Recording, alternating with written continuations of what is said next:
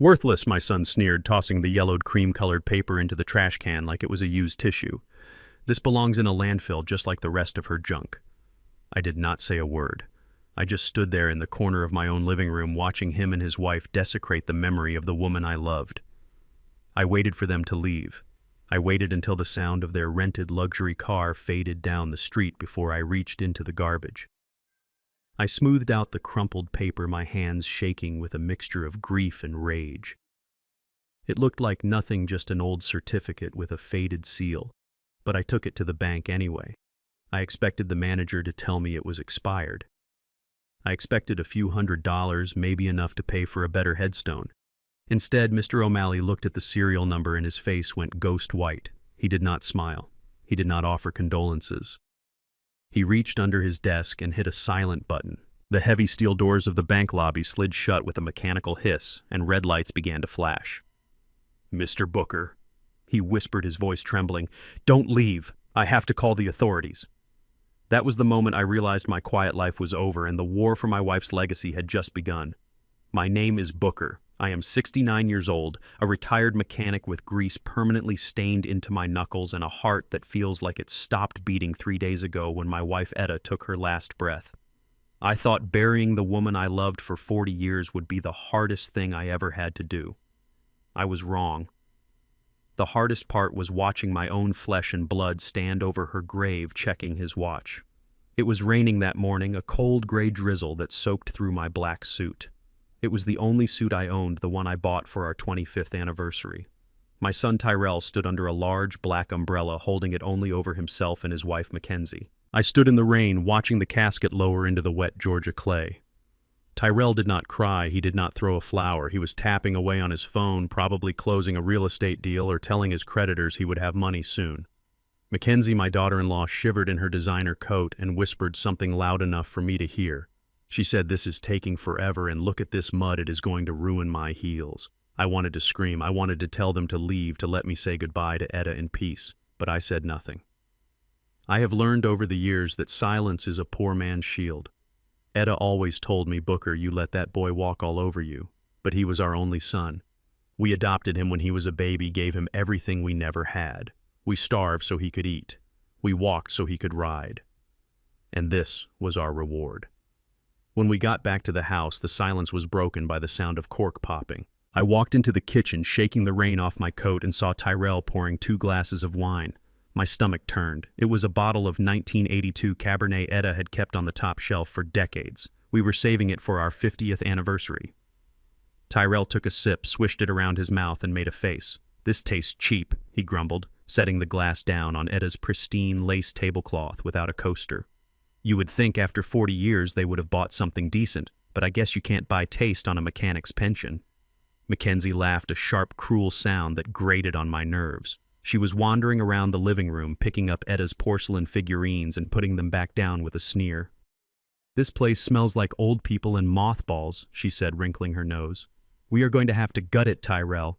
Rip out these carpets, knock down that wall. Open concept is the only way this place sells." Sells. The word hung in the air like smoke. Etta was not even cold in the ground yet, and they were already planning to sell the home we built with our own hands. I sat down in my armchair, the leather worn smooth by years of use, and watched them. They moved like vultures circling a carcass. Tyrell opened the drawers of the sideboard, searching. He was looking for cash, for jewelry, for anything he could pawn. "Where did Mom keep the good stuff, Dad?" Tyrell asked, not even looking at me. "I know she had some silver. I remember seeing it when I was a kid." "We sold the silver to pay for your first year of college, Tyrell," I said quietly. He scoffed. "Right. Always the martyr. Well, there has to be something here. She was a hoarder, Dad. Look at all this paper." He pulled out a shoebox from the bottom drawer. It was Etta's memory box. Inside were letters I had written her from when I was working the night shift, tickets from the first movie we saw together, and photos of Tyrell when he was a boy before he became a stranger. Tyrell dumped the contents onto the table. He pushed aside the love letters with disgust. "Junk, junk, junk," he muttered, tossing things onto the floor. Then he paused. At the bottom of the box was a thick envelope. It was yellow with age, sealed with wax that had cracked over time. He ripped it open. I leaned forward slightly. I had never seen that envelope before. Etta handled the finances. She was the one who stretched $1 until it screamed. I just fixed the cars and brought the paycheck home. Tyrell pulled out a single sheet of paper. It was cream-colored, thick, and textured like linen. It had an intricate border of green ink and a gold seal at the bottom. It looked official but ancient. "What is this?" Tyrell squinted at the script. Omnicorp, bearer share certificate, 1980. He let out a loud barking laugh. "Oh my God, Mackenzie, look at this. Mom bought stocks." In 1980. Mackenzie looked over his shoulder and giggled. Omnicorp. Never heard of it. Probably some typewriter company that went bust before I was born. Tyrell shook his head, looking at me with pity that felt more like contempt. She really thought she was doing something, didn't she? Saving this piece of paper like it was treasure. This is what happens when uneducated people try to invest. They buy magic beans. He crushed the paper in his fist. The sound of the stiff paper crinkling echoed in the silent room. "What are you doing?" I asked, my voice raspy. "Cleaning up, Dad," Tyrell said. He walked over to the kitchen trash can and threw the ball of paper inside. "This belongs in a landfill. Just like the rest of her junk. We need to clear this clutter if we want to get a good appraisal." He turned back to the drawers, searching for something, anything that glittered. I sat there for another hour listening to them criticize the wallpaper, the furniture, the life Etta and I had built. Finally, they got bored. "We are going to head to the hotel," Tyrell said, checking his phone. "We will be back tomorrow with a dumpster. Be ready to move your stuff, Dad. We need the master bedroom. You can take the basement. It is cooler down there anyway." They left without a hug, without a goodbye, just the slam of the front door. As soon as the engine of their car faded, I pushed myself up from the chair. My knees popped and my back ached, but I moved with a purpose I had not felt in years. I walked to the trash can. I reached in past the coffee grounds and the empty wine bottle and retrieved the paper. I sat at the kitchen table and carefully smoothed it out. Omnicorp, 1,000 shares, preferred stock. There was a serial number in the corner and a signature at the bottom. I did not know what it meant. I am a man who works with wrenches and oil, not stocks and bonds. But I knew Etta. She never kept anything without a reason. She saved rubber bands. She saved glass jars. If she kept this paper in a sealed envelope for 40 years, it meant something. I put on my coat and my hat. It was late, almost 4 in the afternoon, but I knew the bank in town stayed open until 5 on Fridays. I walked out to my old pickup truck, the one Tyrell called a rust bucket. It started with a reliable roar. The drive to the bank was a blur of rain and tears. I kept seeing Tyrell's face as he threw the paper away. Worthless. He had called it worthless. He had called my wife's judgment worthless. I walked into the bank lobby. It was quiet, just the hum of the air conditioning and the soft typing of the tellers. I felt out of place in my work boots and my rain-soaked coat. I asked to see Mr. O'Malley. He had been the manager there for 20 years. He knew Etta. He was the one who helped us refinance the house when Tyrell needed bail money 10 years ago. Mr. Booker. Mr. O'Malley said, coming out of his glass office. He looked tired, too. "I heard about Etta. I am so terribly sorry. She was a fine woman." "Thank you," I said, taking off my hat. "I need you to look at something." I placed the wrinkled cream-colored paper on his desk. He put on his reading glasses and leaned in. At first he looked confused. He traced the gold seal with his finger. Then he stopped. He blinked once, twice. He pulled a heavy book from his shelf, a reference guide of some sort, and flipped through the pages frantically. He looked back at the paper, then at the computer screen, then at me. His face drained of all color. His hands, which were resting on the desk, began to tremble. "Mr. O'Malley," I asked, feeling a knot of fear tighten in my stomach. "Is it worthless?" Tyrell threw it in the trash. O'Malley did not answer. He slowly reached under the lip of his desk. I heard a soft click. Suddenly the atmosphere in the bank changed. The security guard by the door straightened up and put his hand on his holster. The heavy metal shutters on the windows began to lower with a mechanical hum. Red lights started flashing silently on the wall. I stood up, my heart hammering against my ribs. What is happening? Did I do something wrong? Is it a fake? Am I under arrest? Mr. O'Malley stood up and walked around the desk. He looked at me with an expression I could not read. It was fear, but it was also awe. "Mr. Booker, please sit down," he whispered, his voice cracking. "Do not leave. Do not try to exit the building. I have triggered the silent alarm. The police and the federal agents are on their way." Why, I stammered, backing away. "I didn't steal it. It was my wife's. I know, O'Malley said, raising his hands. I know it was hers. I am not calling them to arrest you, Mr. Booker. I am calling them because I cannot let you walk out of here with this paper unprotected. You have no idea what you are holding, do you? I shook my head. This paper, O'Malley said, pointing at the wrinkled document, is a bearer bond certificate from the original founding round of a tech conglomerate that is now the backbone of the modern internet. It hasn't been worthless since 1982. He took a deep breath. Mr. Booker, based on the splits and the dividends accumulated over 40 years, this piece of paper that your son threw in the garbage is worth approximately $12 million. The room spun. I grabbed the edge of the desk to keep from falling. $12 million. But that is not why I hit the alarm. O'Malley continued, his voice dropping to a terrified whisper. I hit the alarm because when I scanned this serial number just now, the system flagged a red alert. Someone tried to access this account digitally 3 days ago. They tried to claim these funds using a forged signature. He looked me dead in the eye. The IP address was traced to a luxury hotel downtown. Someone is trying to steal this from you, Mr. Booker, and they are desperate enough to commit federal fraud. You are in danger. I sank into the chair. A luxury hotel. Tyrell. My son had not just thrown the paper away because he thought it was trash. He had thrown it away because he thought he had already stolen the value from it, and he wanted the evidence destroyed. He was not just ungrateful. He was a thief. And he was coming for me. The silence in the bank was heavier than the humid Georgia air outside. The red emergency lights pulsed against the marble walls like a slow heartbeat warning of a stroke. I sat frozen in the leather chair, clutching the armrest so hard my knuckles turned the color of ash. I saw blue lights flashing through the frosted glass of the front doors. Police. 2 cruisers screeched to a halt right on the sidewalk. I expected them to burst in with guns drawn. I expected them to drag me out in handcuffs for trying to cash a fraudulent check or for being a black man in a high-security bank vault with a piece of paper worth more than my entire neighborhood. I closed my eyes and thought of Etta. I am coming to join you sooner than I thought, old girl, I whispered to myself. But the officers did not tackle me. They did not even raise their voices. They walked in briskly, their hands resting on their belts, and nodded at Mr. O'Malley. The manager stood up and gestured to me, not as a suspect, but as a man carrying a nuclear football. Officers, secure the perimeter. O'Malley said, his voice tight with professional panic. Mr. Booker is in possession of a high-value bearer instrument, and we have reason to believe there is an active threat against his assets. One of the officers, a tall man with a buzz cut, stood directly behind my chair facing the door. The other locked the main entrance. I looked at O'Malley. I felt like a child who had wandered into a movie theater halfway through the film. Mr. O'Malley, I said, my voice trembling. Please explain this to me like I am 5 years old. Tyrell threw this in the trash. He said it was junk. How can junk be worth $12 million?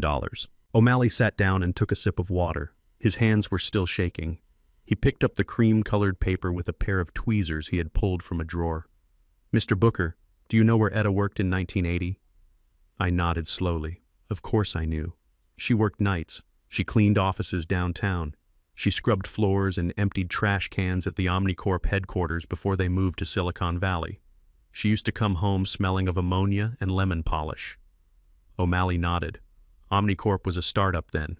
They had cash flow problems. Sometimes instead of paying their vendors or contractors in cash, they offered equity. Stock options. Most people took the cash because they needed to eat. Etta apparently took the stock. This certificate represents 1,000 original preferred shares. Over the last 40 years, the company split its stock 7 times. He did some quick math on a notepad. That 1,000 shares is now 128,000 shares. And they pay dividends. All those years, Etta never cashed the dividend checks. She must have had them reinvested automatically or held in a dormant account she never touched. This paper is the master key. Whoever holds this paper owns the fortune. It is called a bearer share. It is like cash. If you lose it, the person who finds it owns the money. That is why your son throwing it away is not just stupid, Mr. Booker. It is tragic. I looked at the paper. I saw Etta's calloused hands scrubbing tile floors. I saw her coming home at 4 a.m, her back aching just so she could buy a piece of the future. She did not buy it for herself. She bought it for us, for Tyrell, and he had tossed it into the garbage with coffee grounds and eggshells. But that is not the worst part, O'Malley said, lowering his voice. He turned his computer monitor so I could see it. The screen showed a log of access attempts, rows of red text. Last week someone tried to access this dormant account online, O'Malley said. They had Eda's social security number. They had her maiden name. They even had a digital scan of her signature. It was a good forgery, but it was a forgery. My stomach dropped. Tyrell. He tried to transfer the ownership to a holding company in the Cayman Islands, O'Malley continued, but he failed. Do you know why? Because to verify a bearer share transfer, you need the physical security code printed on the bottom of the certificate, the code that is on that paper you pulled out of the trash. He tapped the screen. When the system rejected his transfer, he must have assumed the account was empty or that the certificate was invalid. He thought the paper was useless because he could not make it work digitally.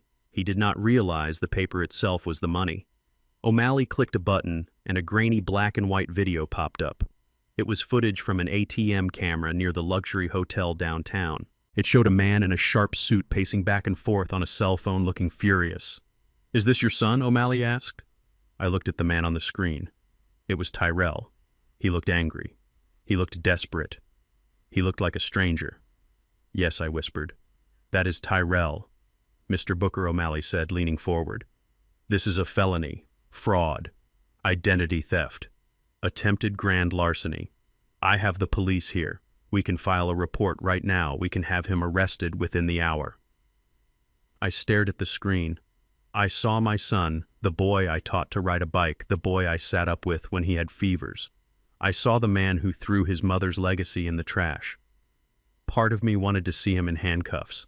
Part of me wanted to see him pay for the disrespect. But another part of me, the part that was still a father, hesitated. If I arrested him now, he would just claim it was a misunderstanding. He would say he was trying to help manage the estate. He was slippery. I needed to know how deep this rot went. I needed to know if he was doing this alone or if Mackenzie was the one pulling the strings. "No," I said, standing up. My knees felt weak, but my mind was clearing. "Not yet. Do not arrest him yet." O'Malley looked surprised. "Mr. Booker, he is dangerous." "He is stupid," I corrected. "He thinks he threw the money away. He thinks I am a broke old man living in a house he is about to sell. If he knows I have this money, he will come for me with a knife instead of a pen." I looked O'Malley in the eye. "Freeze the account. Put this certificate in your deepest vault. Do not let anyone touch it. Not even me unless I come here with my lawyer, Mr. Harrison. If Tyrell tries to access it again, stall him. Tell him it is a system error." O'Malley nodded slowly.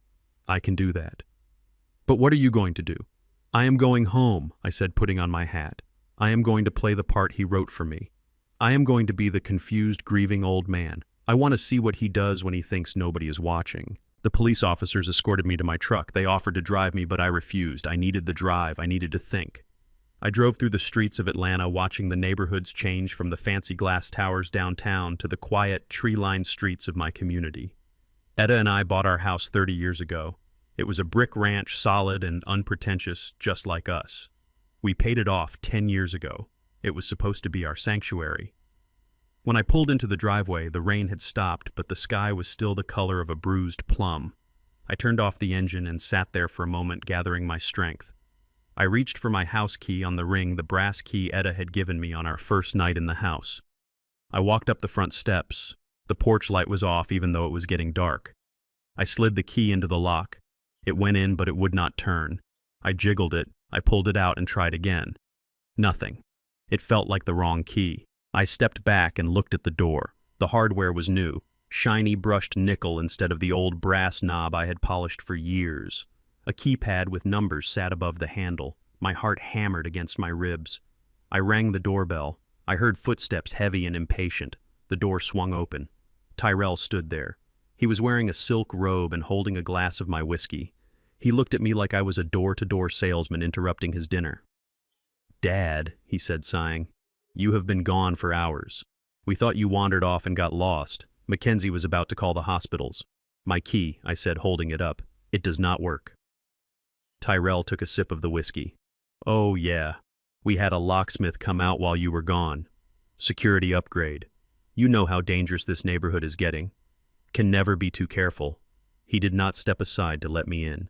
He just stood there blocking the entrance to my own home. "You changed the locks," I said, my voice low, without telling me. "It is for your own good, Dad," he said dismissively. "Anyway, come on in. We need to talk about the living arrangements. I stepped inside. The house smelled different. It smelled of Mackenzie's expensive perfume and something else, takeout food. Greasy pizza boxes were stacked on Eda's lace tablecloth.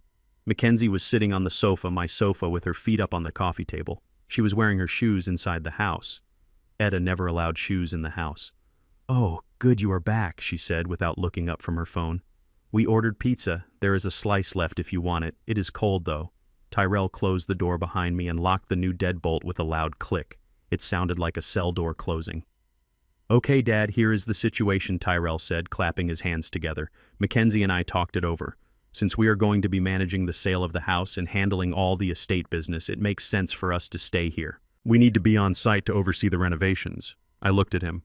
"You are staying here, in my house."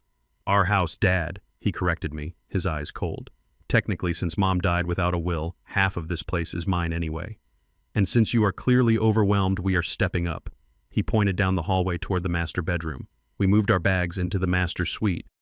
It has the best light, and Mackenzie needs the ensuite bathroom. I felt the blood drain from my face. That was Eda's room. Her scent was still on the pillows. Her clothes were still in the closet. "You are sleeping in my bed," I asked, my voice barely a whisper. "It is just a bed," Booker Mackenzie said, rolling her eyes. "Don't be so dramatic. We put fresh sheets on it. We threw out those old quilts. They were dusty. They threw out the quilts Eda made by hand." "So where do I sleep?" I asked, looking at my son. Tyrell pointed to the door that led to the finished basement. "We set up a cot for you downstairs," he said. "It is quiet down there. You will have your privacy. Plus it is closer to the laundry room so you can help out with the washing. We are going to be generating a lot of laundry while we work." The basement. It was damp down there. It had one small window that looked out at the dirt. It was where I kept my tools and the old boxes. It was not a bedroom. It was storage. "You want me to live in the basement?" I said. "Like a dog." Tyrell laughed a short, humorless sound. "Wow, Dad. A dog. Really? We are letting you stay in your own house while we do all the work to sell it and make you rich, and you are complaining. This is why we need to take over. You are not thinking clearly. You are ungrateful." Mackenzie stood up and stretched. "I am tired, Tyrell. Let's go to bed. Tell him to keep the noise down. I have a headache." She walked past me without a glance and went into my bedroom, closing the door. Tyrell looked at me. "Go on, Dad. Get some rest. We have a big day tomorrow. We are going to start clearing out the rest of Mom's junk. We need this place empty by Monday." He turned off the living room lights, leaving me standing in the dark. I walked to the basement door. I opened it and the smell of mildew and cold air hit me. I walked down the wooden steps, my knees aching with every movement. I found the cot they had set up. It was an old camping cot with a thin blanket. I sat down on the edge of it. I could hear them walking around upstairs. I heard the floorboards creak above my head, the same floorboards I had nailed down 20 years ago. I heard them laughing. They thought they had won. They thought they had taken my castle and thrown me in the dungeon. They thought I was a powerless old man who would just fade away into the dark. I reached into the inside pocket of my coat and touched the copy of the receipt Mr. O'Malley had given me. I thought about the $12 million sitting in the vault. I thought about the security footage of Tyrell trying to rob his own mother. I laid down on the cot and stared at the exposed beams of the ceiling. I did not sleep. I listened, and I planned. They wanted me in the basement. Fine, I would be in the basement. But they forgot one thing. The foundation of the house is in the basement, and if you know where to look, you can bring the whole structure down. The air in the basement tasted like copper and old earth. It was a thick, damp smell that settled into my clothes and made my joints ache with a dull, throbbing pain. They had moved my cot into the corner away from the single small window that looked out onto the backyard at ground level. This was my home now. A concrete box beneath the floorboards of the life I had built. I sat on the edge of the cot, wrapped in a thin wool blanket, listening to the sounds of my house being invaded from above. The heavy thud of boots, the screech of furniture being dragged across hardwood, the high-pitched laughter of my daughter-in-law Mackenzie. It was raining again. A relentless Georgia downpour that turned the red clay of the backyard into a slick mud. I watched the rain streak against the dirty glass of the basement window. Suddenly, a shadow crossed the light. The back door upstairs swung open. I saw Mackenzie's legs, clad in expensive boots, step onto the back porch. She was holding a black trash bag. She did not walk to the garbage cans at the side of the house. She walked to the edge of the porch and simply upended the bag into the yard. I watched in horror as my wife's life tumbled out into the mud. Old photo albums, her collection of porcelain angels, the knitted afghan she had spent a winter making. And then I saw him, Mr. Bear. It was a raggedy brown teddy bear with one button eye missing. Etta had kept that bear for 40 years. It was the first gift I ever bought her when we were dating. I had won it at a county fair throwing baseballs at milk bottles. She had loved that bear. Even when the fur wore off and the stuffing started to come out, she kept it on her nightstand. She said it reminded her that we started with nothing and built something real. Now Mr. Bear was lying face down in the mud, the rain soaking into his old cotton fur. Mackenzie dusted her hands off as if she had just touched something filthy. She laughed, a cold sound that vibrated through the glass, and went back inside, slamming the door. I waited. I sat in the dark, counting the seconds. I had to wait until the lights upstairs went out, or at least until they moved to the front of the house. If they saw me rescuing the trash, they would just throw it away again or burn it. I had to be invisible. An hour later, the house went quiet. I pushed open the basement door that led directly to the yard. The hinges screamed in protest, and I froze, praying they did not hear. Nothing. Just the rain. I stepped out into the storm. The cold rain hit me like a slap. I scrambled over the wet grass, my knees sinking into the mud. I gathered the photo albums first, trying to shield them with my body. Then I crawled to the bear. I picked him up. He was heavy with water and coated in red clay. I held him to my chest, feeling the water seep through my shirt. I felt like I was holding Etta. I felt like I was saving her all over again. I dragged everything back into the basement. I hid the albums inside an old tire I kept in the corner. I took Mr. Bear and hid him deep inside a box of rusty engine parts, covering him with an oily rag. They would never look there. Mackenzie would rather die than touch grease. I sat shivering in the dark, listening to the rain, and promised Etta that I would make them pay for every drop of rain that touched her things. The next evening, the door at the top of the stairs opened. "Dinner time," Booker Mackenzie called out. Her voice was too bright, too loud, like she was talking to a naughty child. I walked up the stairs slowly, exaggerating my limp. I had to make them believe I was weak. I had to make them believe I was breaking. The kitchen was unrecognizable.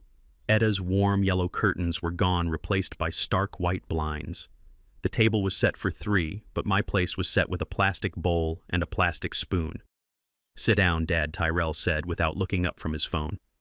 I sat. Mackenzie placed a steaming bowl in front of me.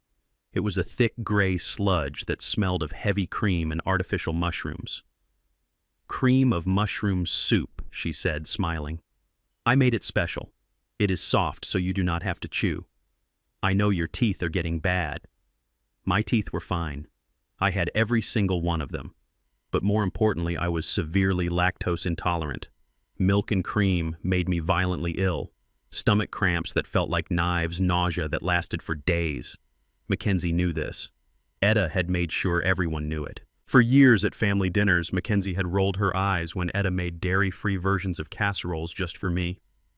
"This looks delicious, Mackenzie," I said, my voice trembling just enough. "But you know I cannot eat cream. It makes me sick." "Oh, stop it, Booker," she said, waving her hand dismissively. "It is just a little bit of milk. It is good for your bones. You need the calcium. Besides, I pureed it so it is easy on your stomach. Eat it. We cannot afford to waste food." Tyrell finally looked up. "Just eat the soup, Dad." Mackenzie spent all day cooking. Don't be ungrateful. Ungrateful. I looked at the bowl. This was not a meal. It was a test. It was a punishment. If I ate it, I would be sick and weak for days, unable to fight back. If I refused, they would starve me. I picked up the plastic spoon. I dipped it into the gray mixture. I brought it to my lips. The smell made my stomach turn. I pretended to take a sip, but I let the liquid flow back into the bowl while making a swallowing motion. I mumbled. "Very creamy."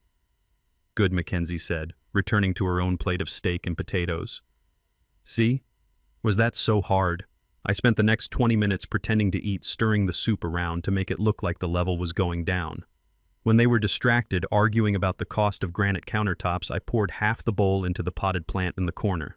I am full, I said, pushing the bowl away. Thank you. I went back down to the basement, my stomach empty and growling. But I was prepared.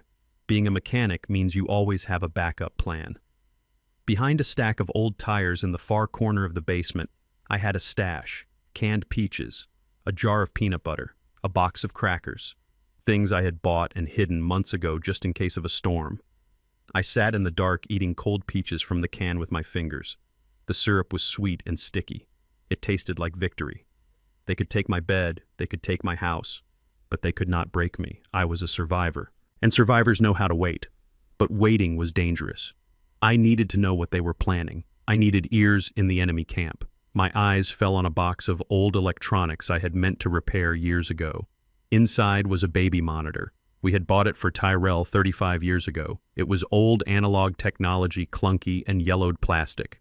But simple technology is often the hardest to detect. I spent the next hour working in the dim light of a flashlight. I cleaned the battery contacts. I rewired the receiver. I tested it. A faint static hiss came through. It was alive. Now I just needed to plant it. I waited until I heard the shower running upstairs. That meant one of them was occupied. I crept up the stairs. The kitchen was empty. I moved silently to the living room. Under the main sofa there was a vent that connected directly to the central heating system. The metal grate was loose. I slid the transmitter unit inside the duct deep enough that it could not be seen, but close enough to pick up voices in the living room and the kitchen. I hurried back down to the basement and turned on the receiver. The sound was tinny but clear. I heard the splash of water. I heard the hum of the refrigerator. I had ears. I lay on my cot, the receiver pressed to my ear like a lifeline. I waited. Midnight passed, then 1 o'clock. The house was silent. I was starting to drift off when a noise jerked me awake. Footsteps, pacing, back and forth directly above my head. It was the heavy tread of my son. Then a voice, low, urgent, and terrified. Please, man, you have to give me more time. I pressed the receiver harder against my ear. Tyrell was on the phone. I know, I promised you the money this week, Tyrell whispered. But there is a complication. The house, it is complicated. Silence. He was listening to someone on the other end. No, he is not dead, Tyrell said, his voice cracking. That is the problem. The old man is still breathing, and his name is on the deed. I cannot sell it until I get power of attorney, or until he, my blood ran cold. Or until he, my son was talking about my death as a logistical hurdle. Look, I am handling it, Tyrell hissed. We are working on it. We are going to get him declared incompetent. Once I have the signature, I can liquidate the assets. The house is worth $500,000 easy. That covers everything I owe you plus interest. Another pause. Please don't come here, Tyrell begged. Don't hurt her. Mackenzie has nothing to do with this. Just give me a few more days. I swear I will fix it. I will get the house. Just don't hurt me. The call ended. I heard Tyrell drop into a chair. I heard him weeping softly. I stared up at the wooden beams. $500,000. My son owed $500,000 to people who threatened violence. That was why he was here. That was why he threw away the bearer bond. He was desperate. He was cornered. A cornered animal is the most dangerous thing in the world. He needed the house, and I was the only thing standing in his way. He wasn't just waiting for me to die. He was actively looking for a way to accelerate the process. I turned off the monitor. The silence of the basement was suddenly deafening. I was not safe here. Not anymore. They would not stop at soup. They would not stop at the basement. I had to move. I had to strike first. But I was just an old man in a basement with a can of peaches and a teddy bear. I needed help. I needed a weapon. And I remembered the note I had hidden in my shoe. Mr. O'Malley's card. And the name of a lawyer he had scribbled on the back. Harrison. Tomorrow I would find a way to make a call. Tomorrow the old mechanic was going to start dismantling his son's life, bolt by bolt. The smell of bacon woke me up. It was a rich, salty aroma that drifted down the basement stairs and taunted my empty stomach. For a moment, I forgot where I was. I forgot the damp cot and the cold concrete floor. I thought Etta was upstairs cooking our Sunday breakfast just like she had for 40 years. Then I opened my eyes and saw the exposed pipes above my head, and the reality crashed back down on me. Etta was gone. I was a prisoner in my own home, and the man cooking bacon upstairs was the same man who was plotting to sell the roof over my head to pay off a gambling debt. I sat up and rubbed my aching knees. The can of peaches I had eaten the night before felt like a stone in my gut. I needed to be sharp today. I needed to be the fox, not the hound. I checked the baby monitor receiver hidden under the cot. It was silent. They were probably in the kitchen. I walked up the stairs, slowly counting each step. 1, 2, 3. I had to play the part. I had to be the frail old man they thought I was.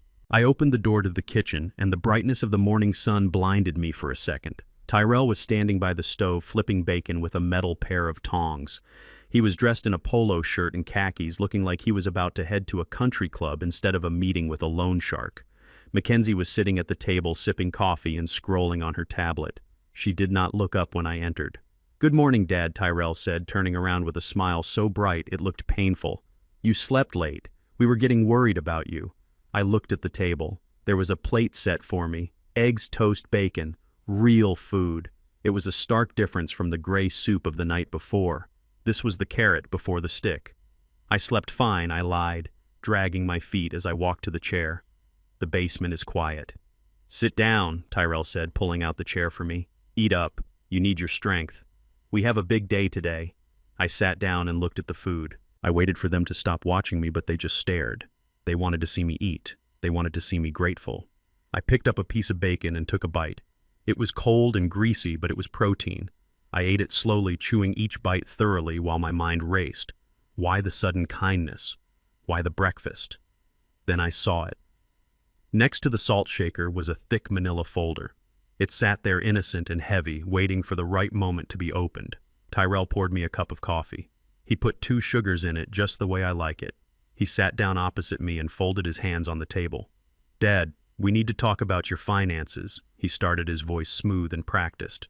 "Mackenzie and I stayed up late last night looking over the household bills. It is a mess, Dad. With Mom gone and the funeral expenses, we are worried about you. You are on a fixed income. Inflation is up. We do not want you to struggle." I took a sip of the coffee. It was bitter despite the sugar. "What are you saying, Tyrell?" "I am saying there is help out there," Tyrell said, tapping the manila folder.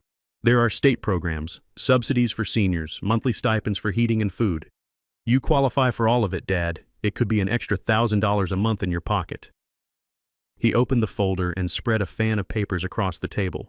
They were dense forms covered in fine print and official-looking seals. "I pulled some strings," Tyrell continued. "I got the applications expedited. All we need to do is file them today and the money could start flowing by next week. It would take a huge weight off your shoulders. And ours." He handed me a pen. It was a heavy, expensive ballpoint pen, one I had given him for his college graduation. "Just sign where the little sticky notes are," Dad Tyrell said, smiling encouragingly. "We will handle the rest. We will file it. We will deal with the bureaucrats. You just need to sign." I looked at the papers. My eyes were old, but they were not blind. I reached into my shirt pocket and pulled out my reading glasses. They were taped at the bridge, a battle scar from a transmission repair job 3 years ago. "Let me read them," I said. Tyrell's smile faltered for a fraction of a second. "Dad, it is just standard boilerplate. Government jargon. It is boring. You do not need to strain your eyes. I always read what I sign, son," I said, my voice mild but firm. "Your mother taught me that." I pulled the first sheet toward me. "Application for senior energy assistance." It looked legitimate. I read the second one. "Nutritional support grant." Also legitimate. Tyrell was smart. He was burying the poison in a pile of candy. I flipped through the pages slowly. I could feel Tyrell's leg bouncing under the table. He was nervous. He needed this done fast. I read line by line, pretending to struggle with the words. I remembered the nights I spent studying the manuals for the new hybrid engines when they first came out. I taught myself how to read schematics, how to understand the flow of electricity. Law was not so different. It was just a different kind of machine. And then I found it. It was tucked between a form for water bill reduction and a voter registration update, page 14, General Durable Power of Attorney. The header was printed in a font slightly smaller than the rest. I read the text. It was comprehensive. It granted Tyrell Booker the authority to manage all banking transactions, sell real estate, modify insurance policies, and access safety deposit boxes. It gave him the power to strip me naked and leave me by the side of the road legally. My heart hammered against my ribs like a trapped bird.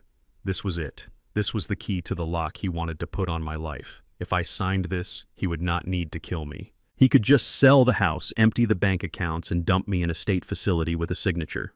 I looked up. Tyrell was watching me, his eyes predatory. Mackenzie had stopped scrolling. She was watching too, her breath held. "Is everything okay, Dad?" Tyrell asked, his voice tight. I looked back at the paper. I saw the line for the signature. Principal's signature. "This one seems different," I said, pointing to the power of attorney. Tyrell laughed a nervous bark. "Oh, that is just the authorization for us to file the other papers on your behalf.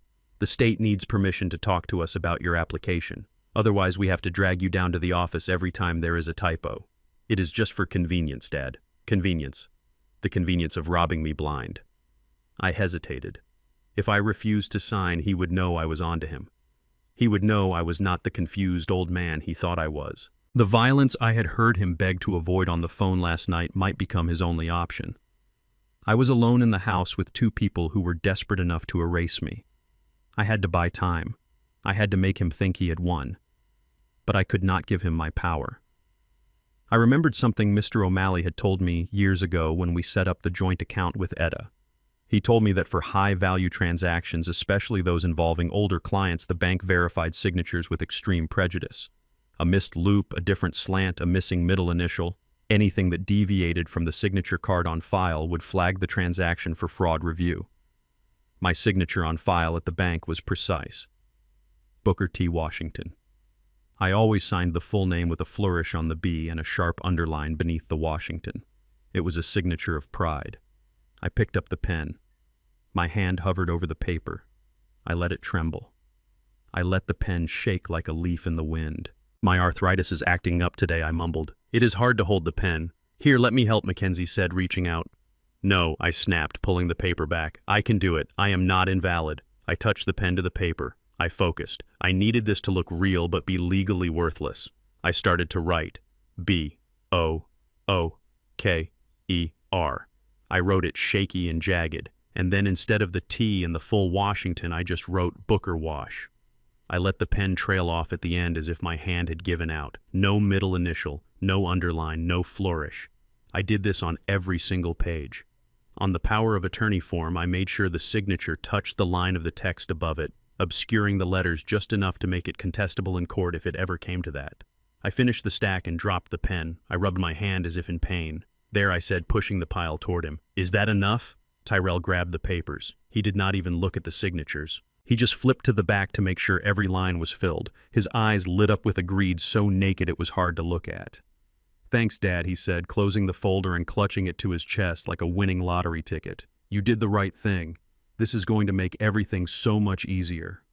He stood up so fast his chair scraped loudly against the floor. "I am going to go drop these off at the office right now," he said. "The sooner we get this in the system, the sooner you get your money." He looked at Mackenzie. "Pack a bag, babe. We are celebrating tonight. We are going out." Mackenzie smiled for the first time since she arrived. Finally, she said, "I need a drink." Tyrell looked at me.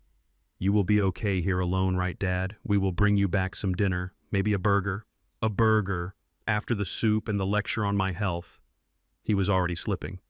He thought he had the keys to the kingdom, so he did not need to pretend to care about the peasant anymore. "I will be fine," I said, staring into my coffee cup. "Just fine." They rushed out of the kitchen. I heard them running up the stairs laughing. They were celebrating my demise. I waited until I heard the front door slam and the car engine start. I waited until the silence of the house settled back around me. Then I stood up. I walked to the window and watched Tyrell's car disappear down the street. He had the papers. He thought he had the power. But he had a signature that wouldn't clear a library book, let alone a bank account. He was going to walk into that bank feeling like a king, and Mr. O'Malley was going to look at that signature and trigger the silent alarm again. But I could not rely just on O'Malley.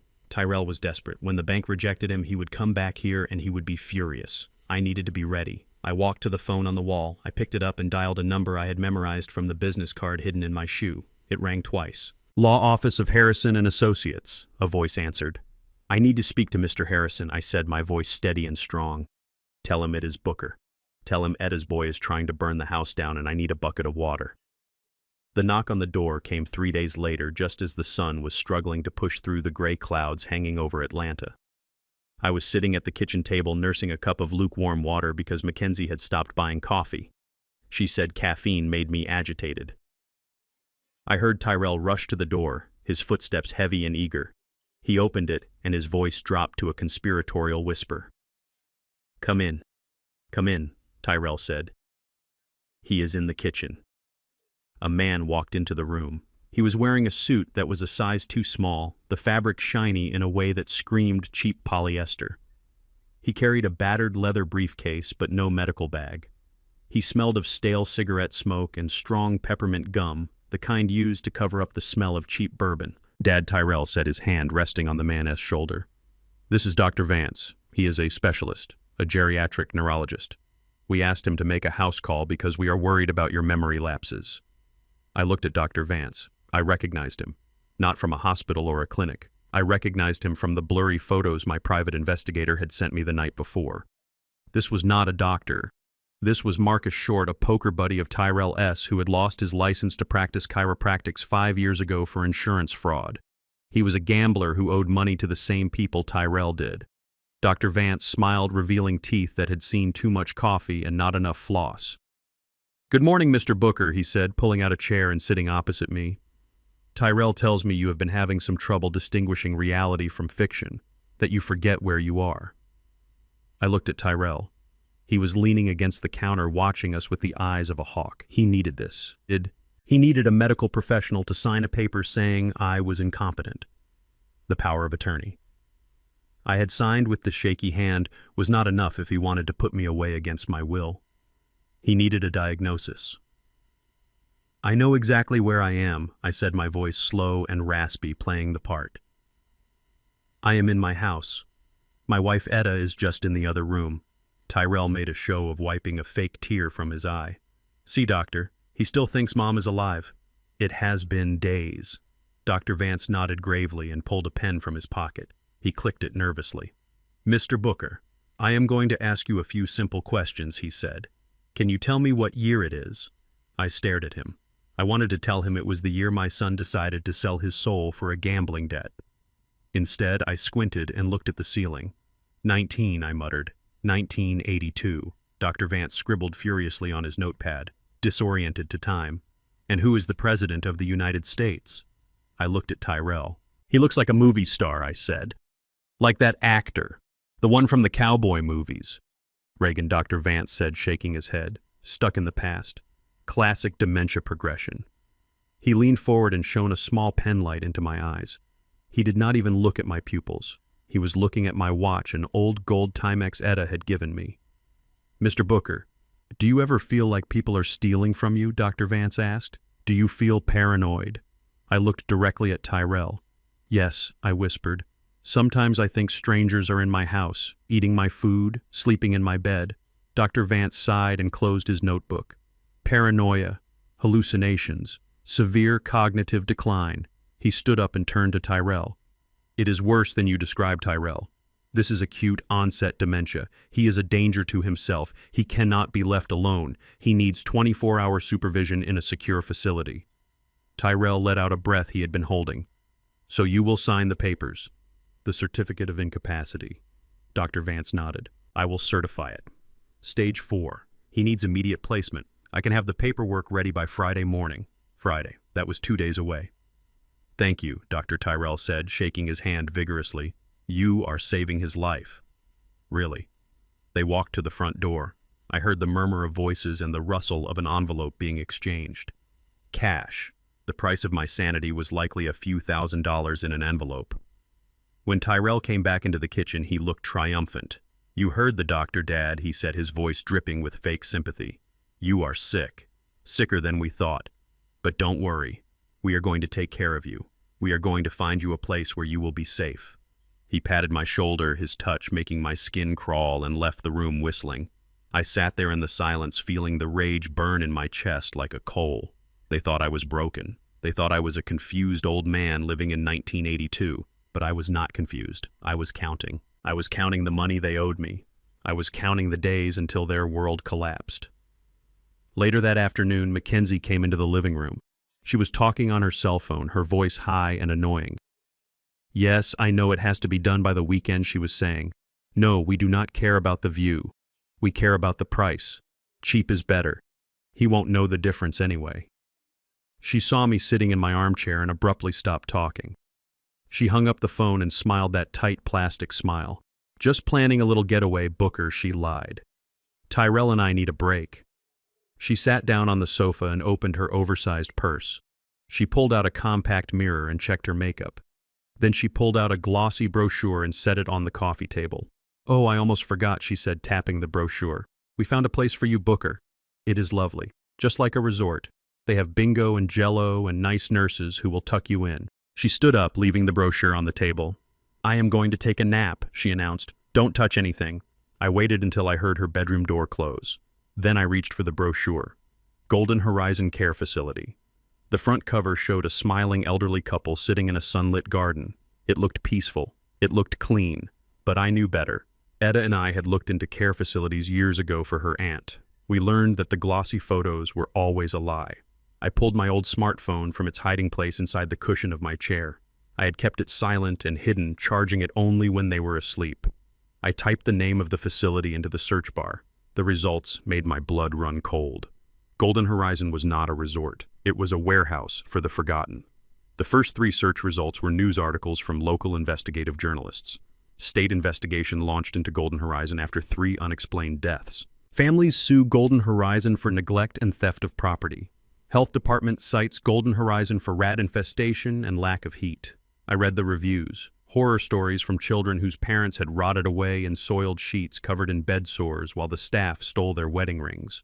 One review said, "My father went in walking and talking. 2 weeks later, he was dead from dehydration, and they claimed it was natural causes. Do not send your dog here." This was where they were sending me. They were not just putting me in a home. They were sending me to a place where I would die quickly and quietly. They did not want to pay for my care. They wanted to pay for my disposal. My hands shook as I took photos of the brochure and the search results, sending them to Mr. Harrison, my lawyer. I added a text message. Friday. They are moving on Friday. I hid the phone back in the cushion just as Tyrell walked into the room. He looked at the brochure on the table and then at me. Looks nice, right, Dad? He said. Expensive too. But you are worth it. We are going to use the money from the house sale to pay for your first year. After that, well, the state kicks in. He picked up the brochure and slipped it into his pocket. Get some rest, Dad. Big day Friday. We are going to the bank to sort out your accounts, and then we are going to take a little drive to your new home. He walked away, leaving me in the gathering dark. That night, the house was quiet, but I could not sleep. The image of the smiling couple on the brochure haunted me. They looked happy because they were actors. The real residents of Golden Horizon were probably crying for water right now. I slipped out of my room and crept down to the basement. I turned on the baby monitor receiver. The green light flickered in the darkness. At first there was only silence, then the sound of clinking glass. Tyrell and Mackenzie were celebrating again. "We did it, babe." Tyrell's voice came through the speaker, slurred with alcohol. "Dr. Vance came through. The certificate is solid." Mackenzie laughed. "Did you see his face when you told him about the resort? He actually believed you." "Stupid old man." I pressed the speaker to my ear. "So what is the timeline?" Tyrell Mackenzie asked. "Friday morning," Tyrell said. "We get him up early. Make him wear his old work clothes. We want him to look disheveled, like he cannot take care of himself. We take him to the bank." "Why the bank?" Mackenzie asked. "I thought we had the power of attorney." "We do," Tyrell said. "But O'Malley, the manager, is a stickler. He called me today, said he needs to see Dad in person to authorize the final liquidation of the retirement accounts because the signature on the forms was shaky. He wants to verify identity." My heart skipped a beat. O'Malley. He had seen the signature. He knew. He was stalling them. "So we take him in." Tyrell continued. He sits there drooling. "I show O'Malley the medical certificate from Vance proving Dad is incompetent. O'Malley has to release the funds to me as the guardian. We drain the accounts, every cent.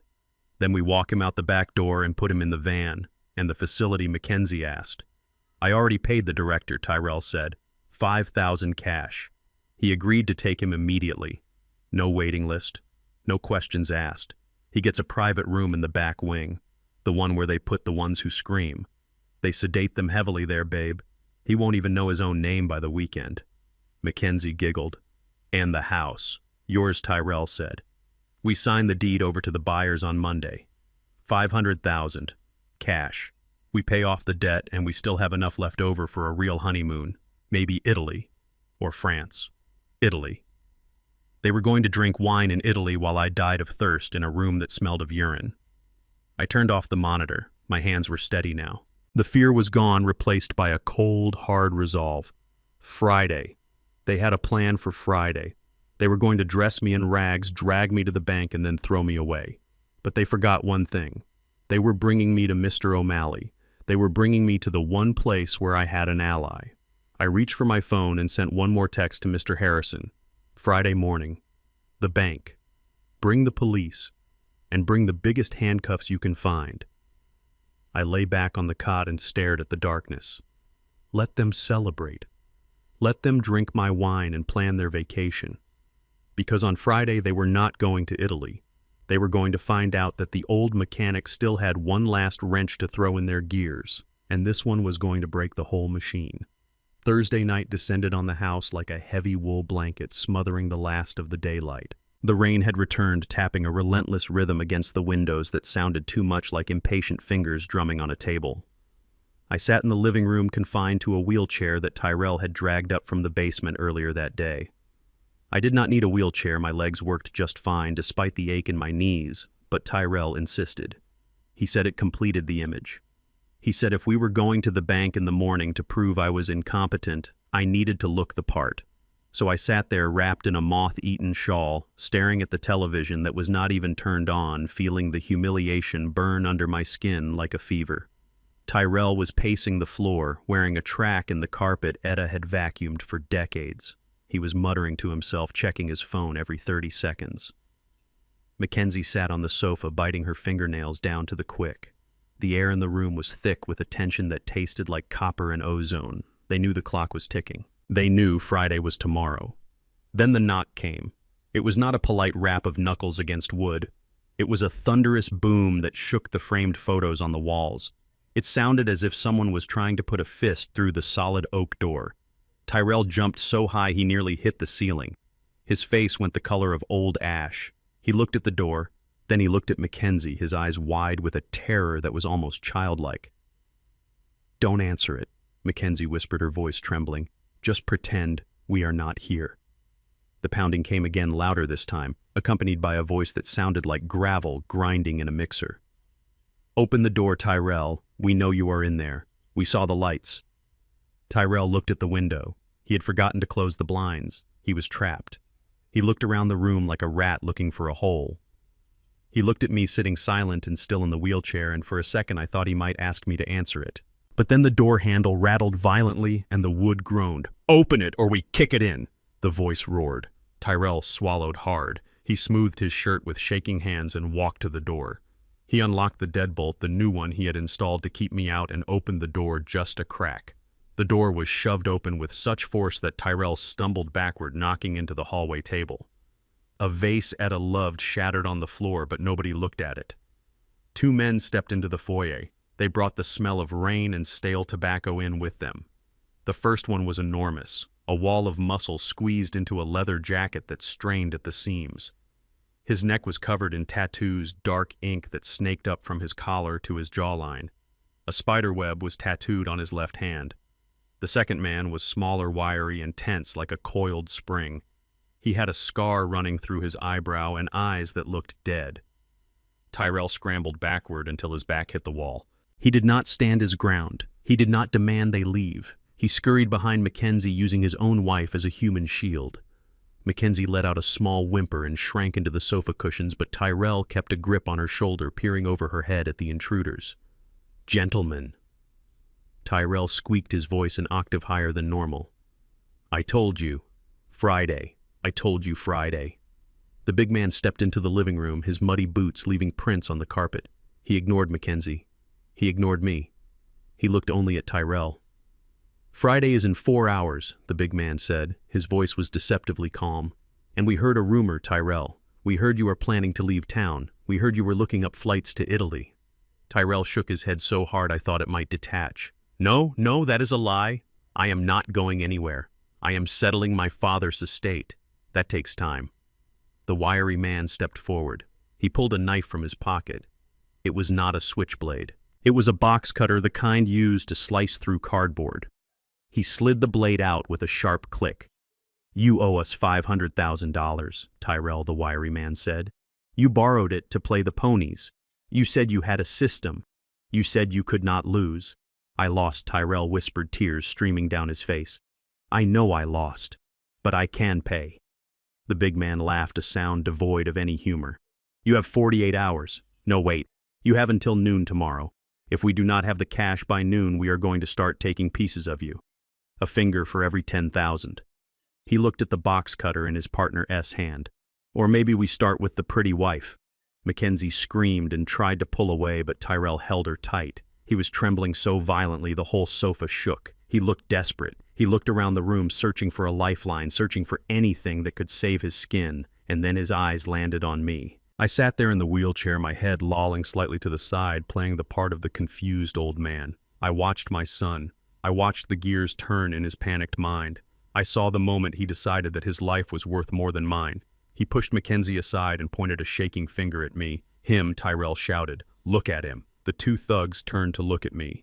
I kept my expression blank, my mouth slightly open. "That is my father," Tyrell said, stepping out from behind his wife. "He is loaded. He has a retirement fund worth millions. He worked for the city for 40 years. He saved everything." The big man looked at me skeptically. "He looks like a bum," he said. "He is frugal," Tyrell insisted. "He is a miser. He has accounts all over the city. But he is sick. Look at him. He does not even know what day it is. I have the papers. I have the power of attorney." Tyrell ran to the kitchen table and grabbed the folder of papers I had signed with the shaky hand. He waved them in the air like a flag of surrender. "See this?" He signed it over to me. "Tomorrow morning, first thing, we are going to the bank. I am going to liquidate his accounts. I will have the cash in hand by 11. I swear." The wiry man walked over to me. He smelled of sweat and cruelty. He leaned down until his face was inches from mine. I could see the pores on his nose. I could see the cold indifference in his eyes. He looked at me like I was a piece of furniture, a broken ATM machine. "Is that right, old man?" the thug asked. "You got the money to pay for your son's mistakes." I wanted to spit in his face. I wanted to stand up and break his nose with the skills I learned in the Navy 40 years ago. But I could not. If I showed strength now, they would just hurt me to get to the money faster. Or they would hurt Tyrell, and as much as I despised what he had become, he was still Etta S.'s son. I let out a low moan and turned my head away, staring at the wall. I mumbled something incoherent about the rain. "He is gone, man," Tyrell said eagerly. "His brain is mush. He is just a signature now. Just let me get him to the bank tomorrow. Please." The big man looked at Tyrell, then at me. He spat on the carpet right next to my shoe. "Fine," he grunted. "Noon tomorrow. We will be outside the bank watching. If you come out without the bag, we come in. And we won't be asking nicely." He turned to the wiry man. "Let's go." They turned and walked out, leaving the front door wide open to the storm. Tyrell rushed to the door and slammed it shut, locking every bolt. He slid down to the floor, his back against the wood, and put his head in his hands, sobbing with relief. Mackenzie was crying on the sofa, rocking back and forth. "You told them about the money," she hissed. "Now they know. If we do not pay them, they will kill us." "We are going to pay them," Tyrell said, lifting his head. His eyes were red and wild. He looked at me with a mixture of hatred and salvation. "We are going to the bank tomorrow, Dad," he said to me. "And you are going to be a good boy. You are going to sit there and look sick and let me do the talking. Because if you mess this up, if you say one word that makes them hesitate, those men will come back. And they won't just hurt me. They will hurt you too. They will burn this whole house down with us inside." He stood up and walked over to the sideboard. He poured himself a glass of whiskey, his hand shaking so bad he spilled half of it on the floor. "Get some sleep, old man," he said, taking a long drink. "You have a big performance tomorrow." He grabbed the bottle and gestured for Mackenzie to follow him to the bedroom. "Come on, babe," he said. "It is over. We survived. Tomorrow we get the money and we pay them off, and then we are free." Mackenzie looked at me one last time, her mascara running down her cheeks. She did not look sorry. She looked impatient. She followed Tyrell into the master bedroom and slammed the door. I sat in the living room, listening to the rain and the silence that followed. My heart was beating slow and steady now. The fear had burned away, leaving only cold clarity. Tyrell had sold me. He had offered me up to wolves to save his own hide. He had pointed a weapon at his own father and pulled the trigger. There was no going back from this. There was no misunderstanding. This was the end of the line. I waited 10 minutes, then 20. I heard the murmur of their voices arguing, then the silence of exhaustion. They were drunk on fear and whiskey. They would be asleep soon. I wheeled the chair silently to the bathroom, the only room with a lock they had not changed because it was just a flimsy privacy lock. I went inside and turned on the tap, letting the water run to mask any sound. I reached into my sock and pulled out the burner phone I had bought with the cash from my stash. I had kept it turned off, hidden against my ankle. My fingers felt thick and clumsy as I dialed. It rang once. "Harrison here." The voice was crisp alert even at this hour. "Mr. Harrison," I whispered into the phone. "It is Booker. Booker, are you safe?" Harrison asked immediately. "No," I said. "I am in the house. The Sharks just left. Tyrell owes $500,000 to the mob. He promised them my money tomorrow by noon." I heard the scratch of a pen on paper. Harrison was taking notes. "He is taking me to the bank in the morning," I continued. "He thinks I am incompetent. He thinks he has the power. He is going to try to drain the account." "Okay, Booker. Listen to me," Harrison said, his voice steely. "Do not resist him. Go to the bank." "I know," I said, "but we need to change the plan.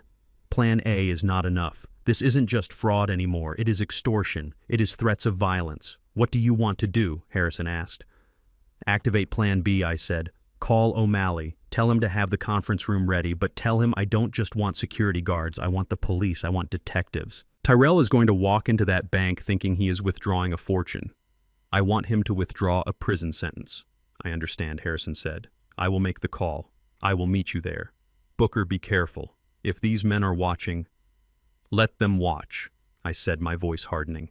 "Let them see what happens when you corner a man who has nothing left to lose."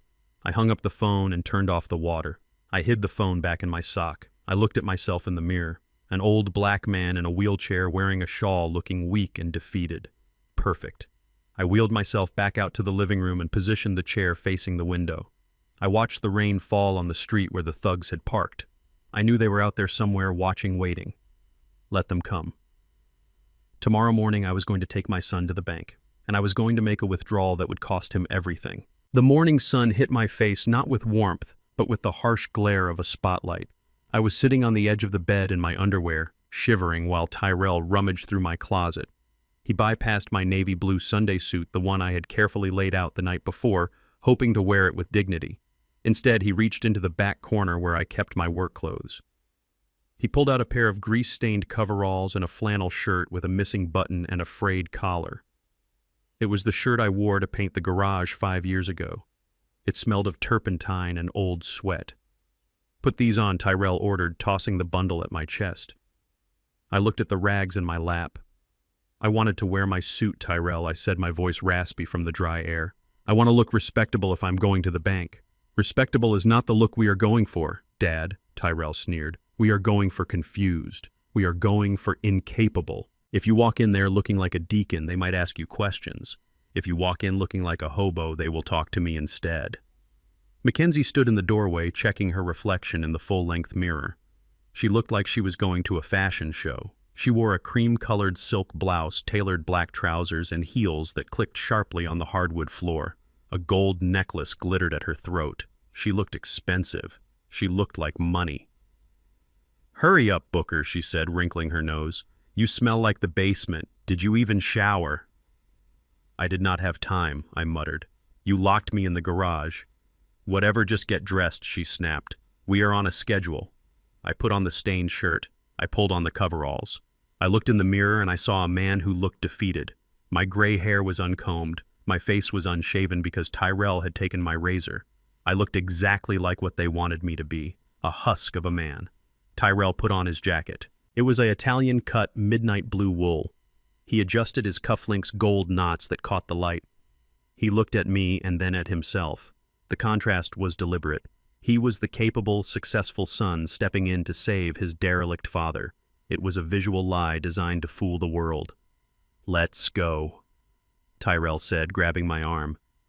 And remember, Dad, one wrong word and those men outside will turn this house into a bonfire.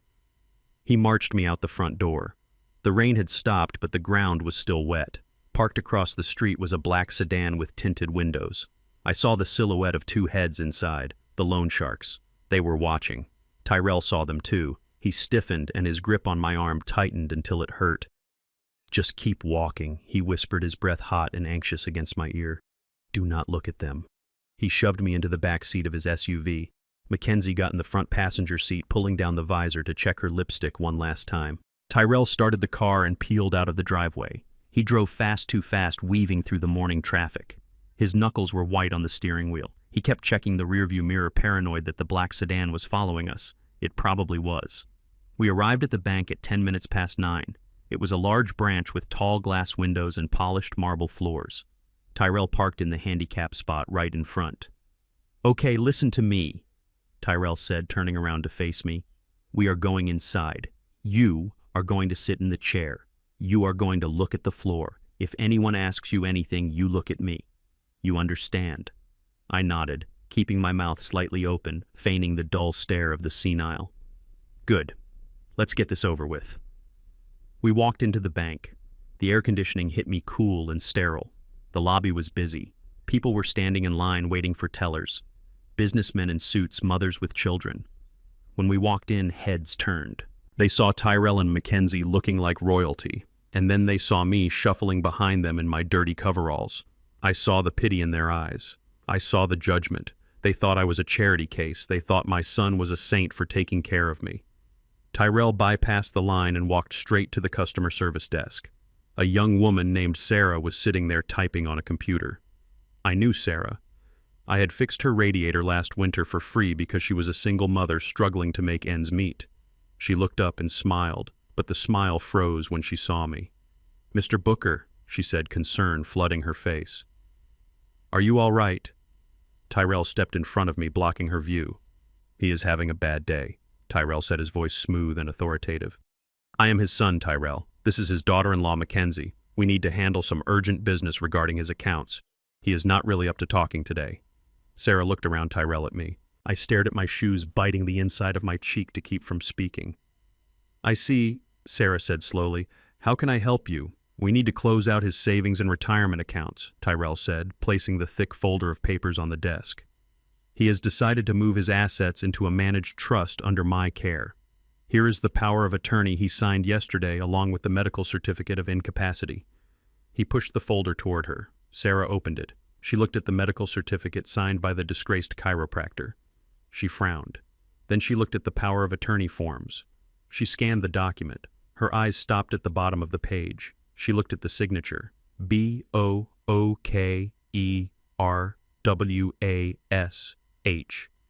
The shaky, incomplete scrawl I had deliberately forged. She looked up at Tyrell, then at the computer screen where my official signature card was undoubtedly displayed. The real signature was sharp, precise, and underlined. The one on the paper looked like a spider had fallen into an inkwell. "I need to verify this," she said, her voice neutral. She started typing. Tyrell tapped his fingers on the desk. Tap, tap, tap. A nervous rhythm. "Is there a problem?" Tyrell asked, his tone sharpening.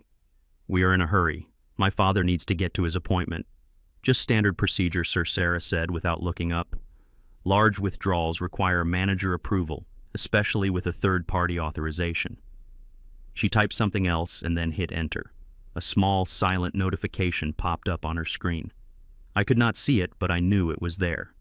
Mr. O'Malley had set a flag on my account. The moment anyone tried to access it using that specific faulty signature, the system would lock down. Tyrell looked at his watch. "It is taking too long," he hissed at Mackenzie. "They are stalling." "Relax," Mackenzie whispered, though she looked like she was about to scream. "Just smile. Act normal." Sarah picked up the phone on her desk. "Mr. O'Malley," she said into the receiver. "Yes, I have a Mr. Tyrell Booker here. He is requesting a full liquidation of the Booker T. Washington accounts." "Yes, correct. The power of attorney is inconsistent." Tyrell S. head snapped up. "Inconsistent. What do you mean, inconsistent?" "My father signed that right in front of me." Sarah held up a hand. Yes, sir, I understand. I will send them back. She hung up the phone. She looked at Tyrell, and then for a brief second she looked at me. Her eyes were not pitying anymore. They were alert. She gave me a tiny, almost imperceptible nod. She knew. Mr. O'Malley would like to speak with you personally, Sarah said, standing up. Tyrell slammed his hand on the desk. I do not have time for a chat. I have legal authority. Give me the money. Sir, please lower your voice, Sarah said, stepping back. We cannot process a transaction of this magnitude at the counter.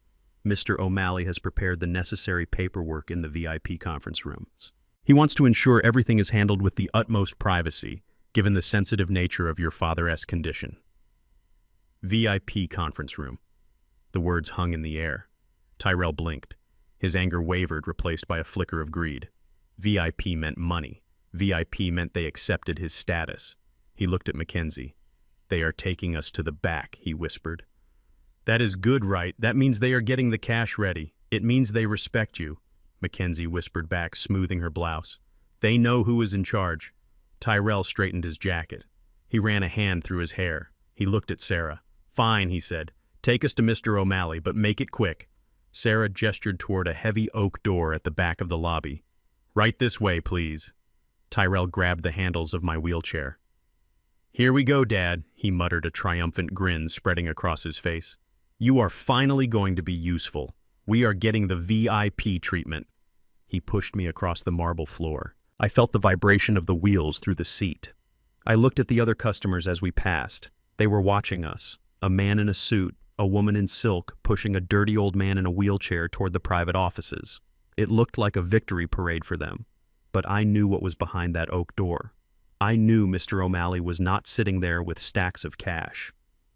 I knew he was sitting there with a $12 million piece of paper and a team of people who were very interested in meeting the man who tried to throw it away.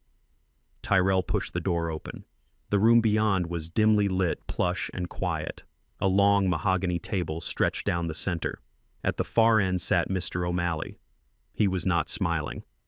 Tyrell pushed me into the room and Mackenzie followed, closing the heavy door behind us. The latch clicked shut with a sound that felt final. Mr. O'Malley. Tyrell said, stepping forward, his hand extended. I am Tyrell Booker. This is my wife, Mackenzie. We are here to settle my father's affairs. O'Malley did not stand up. He did not shake Tyrella's hand. He looked at me, his eyes locking onto mine for a brief second before he turned his gaze to my son. Please sit down, Mr. Booker O'Malley said, gesturing to the leather chairs opposite him. We have a lot to discuss, and I believe you are going to want to be seated for what comes next. Tyrell sat down, confident, arrogant, and completely unaware that he had just walked into a cage. I just need the withdrawal slip, Tyrell said, tapping the table. I have the car waiting. O'Malley placed a single item on the table. It was not a withdrawal slip. It was a frame. And inside the frame, behind UV protective glass, was the cream-colored paper with the green border. We will get to the withdrawal in a moment, O'Malley said, his voice cold as ice. But first, I think we should talk about this.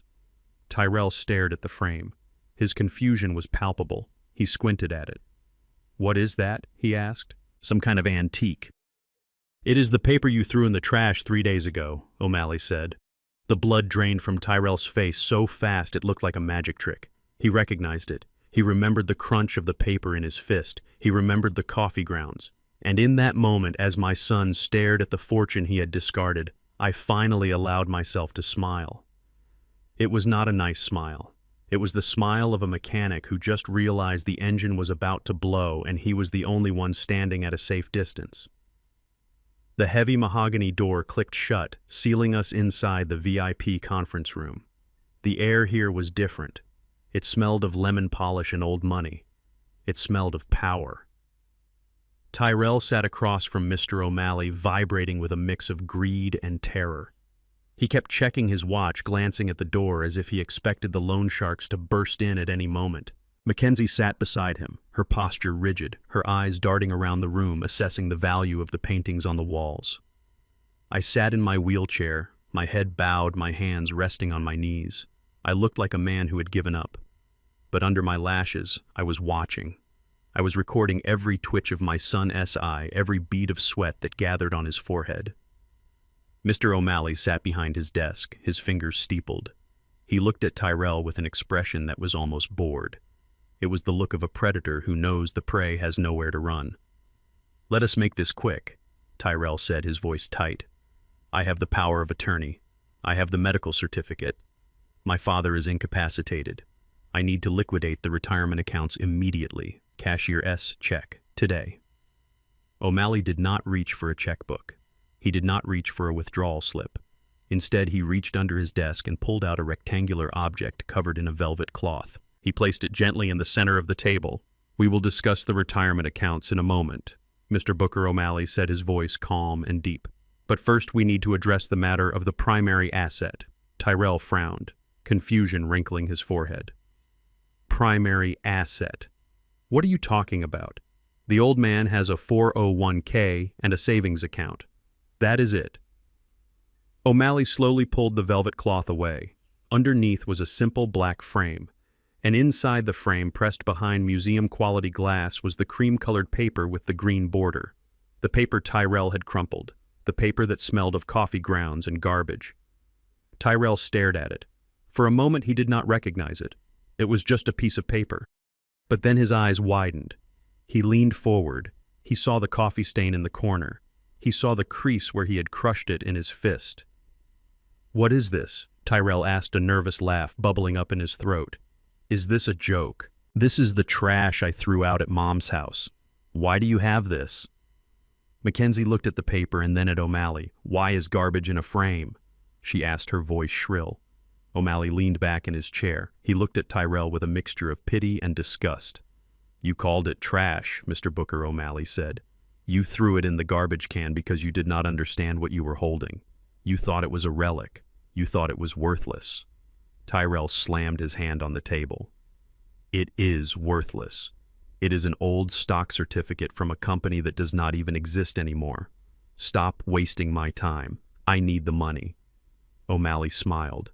It was a cold smile. A smile that said, "I know everything."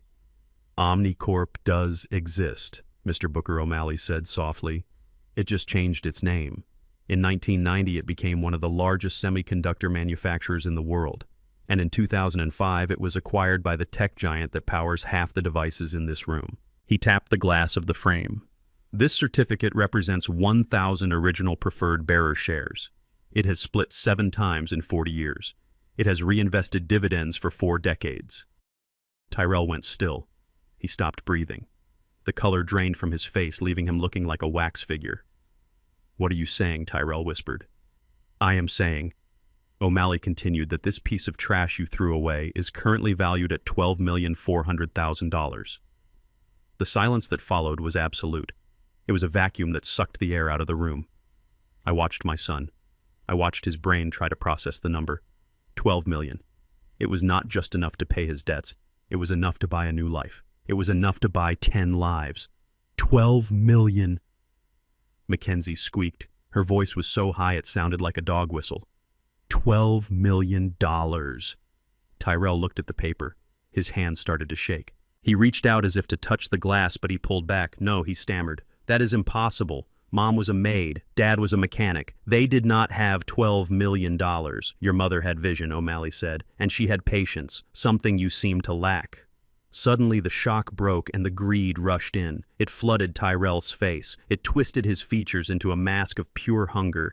He looked at the paper like a starving man looks at a feast. $12 million, he repeated, his voice getting stronger.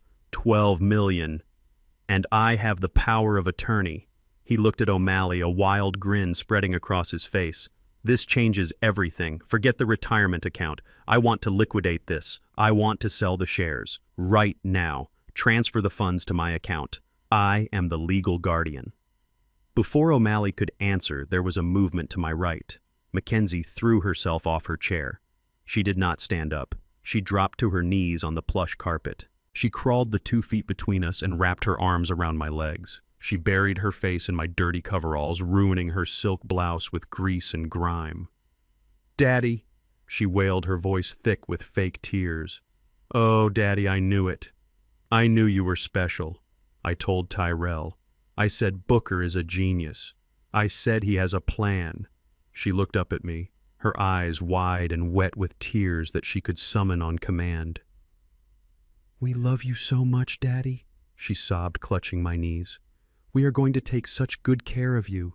We will buy you a mansion. We will get you the best doctors. You won't ever have to live in a basement again. I promise. You are going to live like a king." I looked down at her.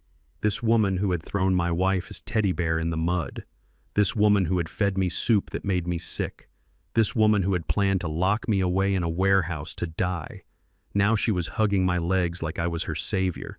It was the most disgusting thing I had ever seen. I did not move. I did not speak. I just stared at the top of her head, watching the greed radiate off her like heat waves.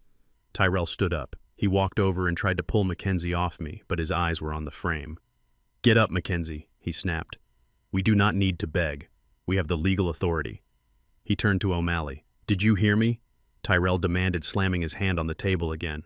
"I said liquidate it. I have the power of attorney.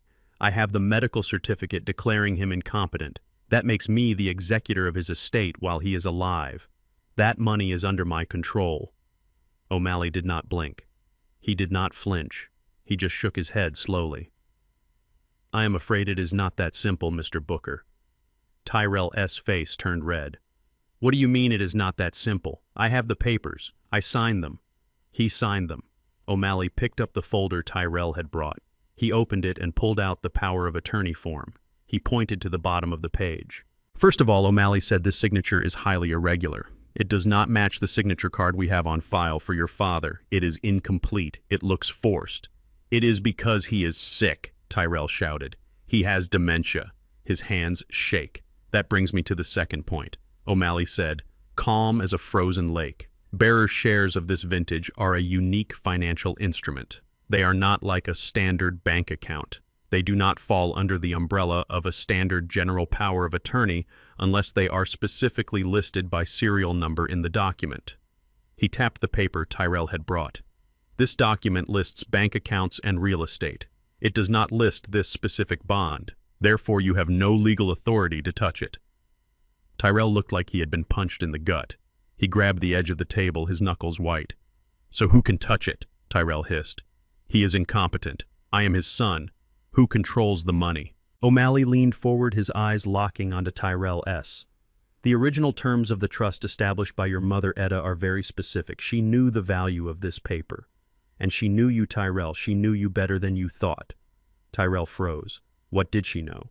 "She knew you might try to take this," O'Malley said. "So she set up a condition, a fail-safe. This certificate can only be liquidated or transferred by one person." Who? Tyrell demanded. "Me. I am her only son." "No," O'Malley said. "Not you." He paused, letting the tension build in the room until it was suffocating. "The assets can only be released to the individual who possesses the heart of Etta according to the instructions in her last will and testament. The newest will. The one she filed 1 week before she died." Tyrell blinked. "The heart of Etta. What is that? Some kind of jewelry? A necklace?" Mackenzie stopped crying. She sat back on her heels, wiping her face. "I saw a ruby necklace," she said, her voice eager. "In her jewelry box. It was shaped like a heart. I pawned it yesterday. She pawned it. I felt a spike of rage, but I pushed it down. That ruby was glass. Costume jewelry. Etta never spent money on rocks." O'Malley shook his head. "It is not jewelry, Mrs. Booker." "Then what is it?" Tyrell screamed, losing control. "What is the heart of Etta?" "It is an object," O'Malley said mysteriously. "An object she cherished above all else. An object she kept near her at all times. And the will states clearly that whoever possesses this object possesses the rights to the $12 million. It was her way of ensuring the money went to someone who actually cared about what mattered to her." Tyrell began to pace the room, running his hands through his hair. He looked like a madman. "We threw everything away," he muttered to himself. "We cleared the house. We threw out the clothes, the books, the knickknacks." He spun around to face O'Malley. "Where is the will?" Tyrell demanded. "I want to see the will. I want to see where it says this. You are lying. You are trying to steal my money." "I am not lying," O'Malley said. "And I do not have the will." Tyrell stopped pacing. You do not have it. Then who does? O'Malley gestured to the side door of the conference room, a door that had been closed the entire time. The executor of the estate has the will, O'Malley said, and he has been waiting for you to ask that question. The side door opened. Tyrell spun around. Mackenzie scrambled to her feet. A man stepped into the room. He was tall, broad-shouldered, and dressed in an impeccably tailored charcoal suit.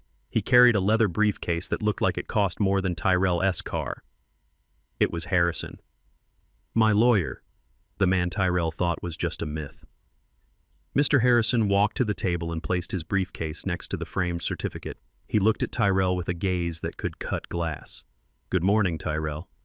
Harrison said, his voice deep and resonant. I believe you are looking for this. He tapped the briefcase. Inside here is your mother's final will, and inside here are the instructions for finding the heart of Etta. Tyrell looked at Harrison, then at O'Malley, then at me. He was surrounded, but he was too greedy to see the trap. He only saw the briefcase. Give it to me, Tyrell said, stepping toward Harrison. I am the son. That is mine. Harrison did not flinch. You threw the paper in the trash, Tyrell, he said calmly. You threw your mother's legacy in the garbage. Do you really think she left you the key to her fortune in a briefcase you could just grab? He opened the briefcase. He pulled out a remote control.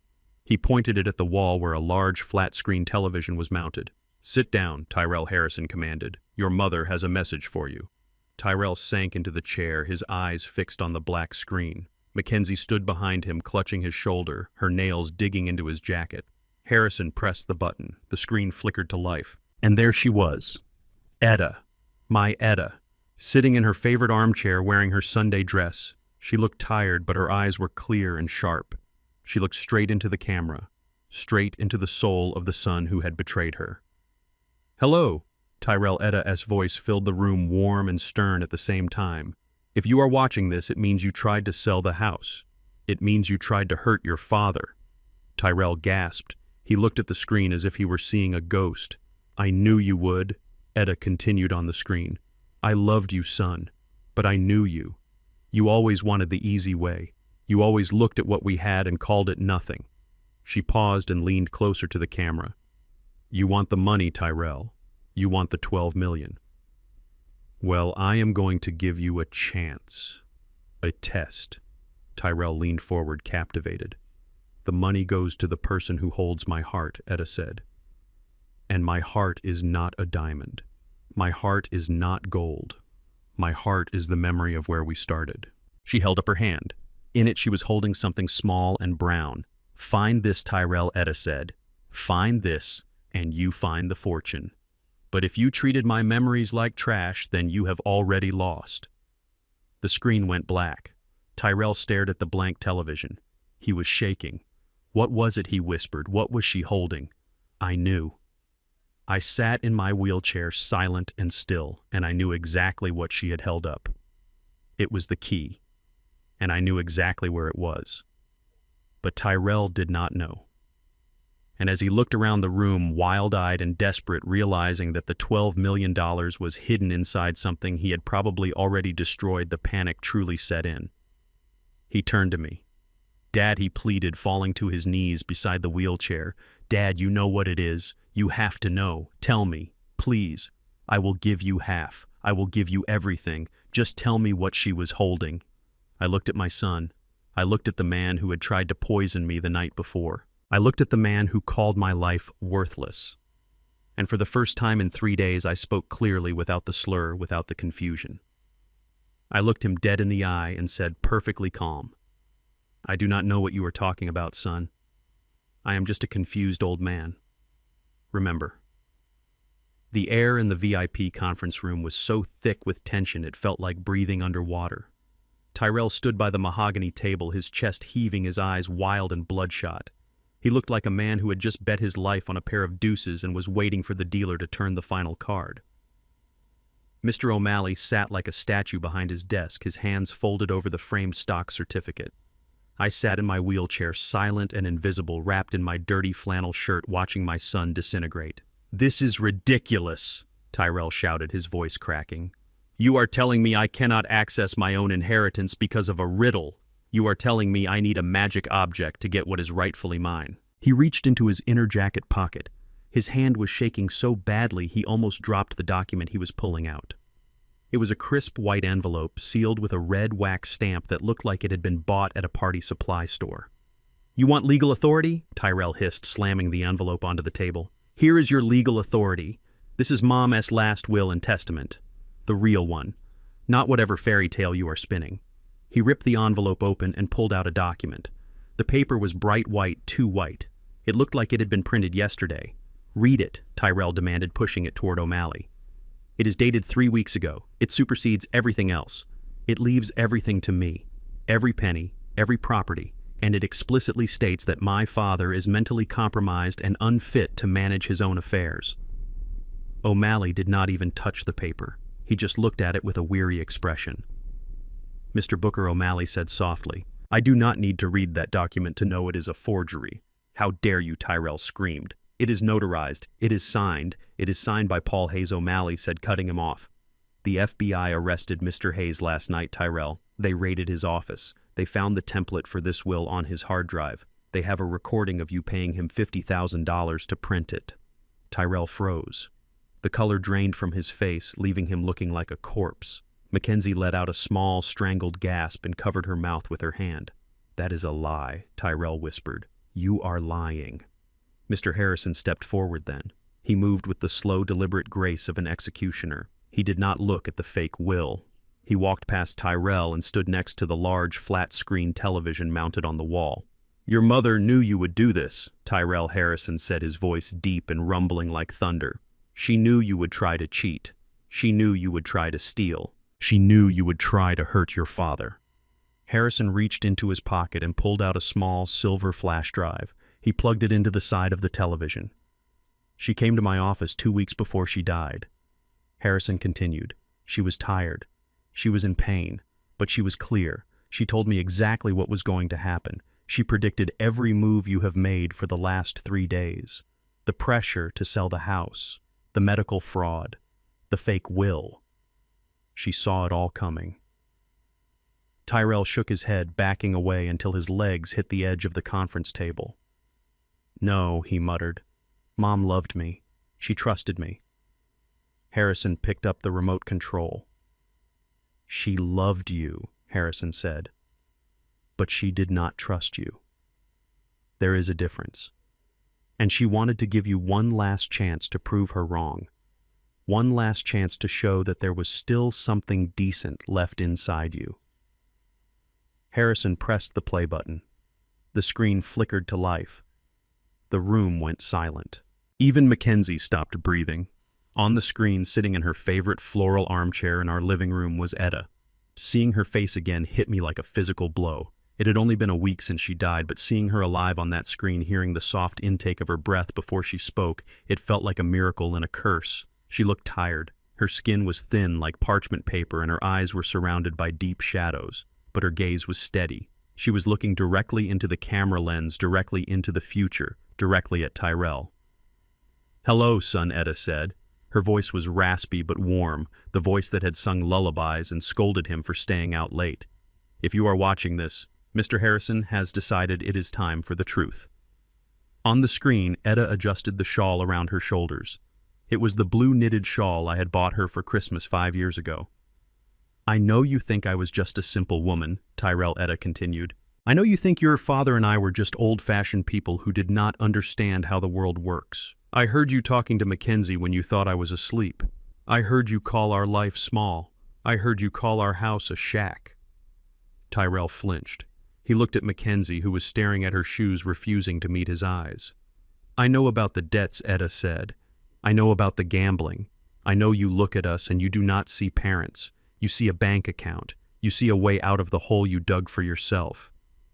She paused and took a sip of water from a glass on the side table. Her hand trembled slightly. It breaks my heart, son. It breaks my heart to know that I raised a boy who values money more than blood. But I also know that people can lose their way. I know desperation makes people do terrible things. So I wanted to give you a choice. Etta leaned forward. The camera zoomed in slightly, capturing the tears welling in her eyes. I have left everything I own, including the stock certificate your father worked so hard to keep safe, to a trust. But the beneficiary of that trust is not named in the legal papers. The beneficiary is determined by a test. A test, Tyrell whispered, his eyes glued to the screen. I am giving you a chance to inherit everything, Etta said. But not because you are my son. Not because you have my last name.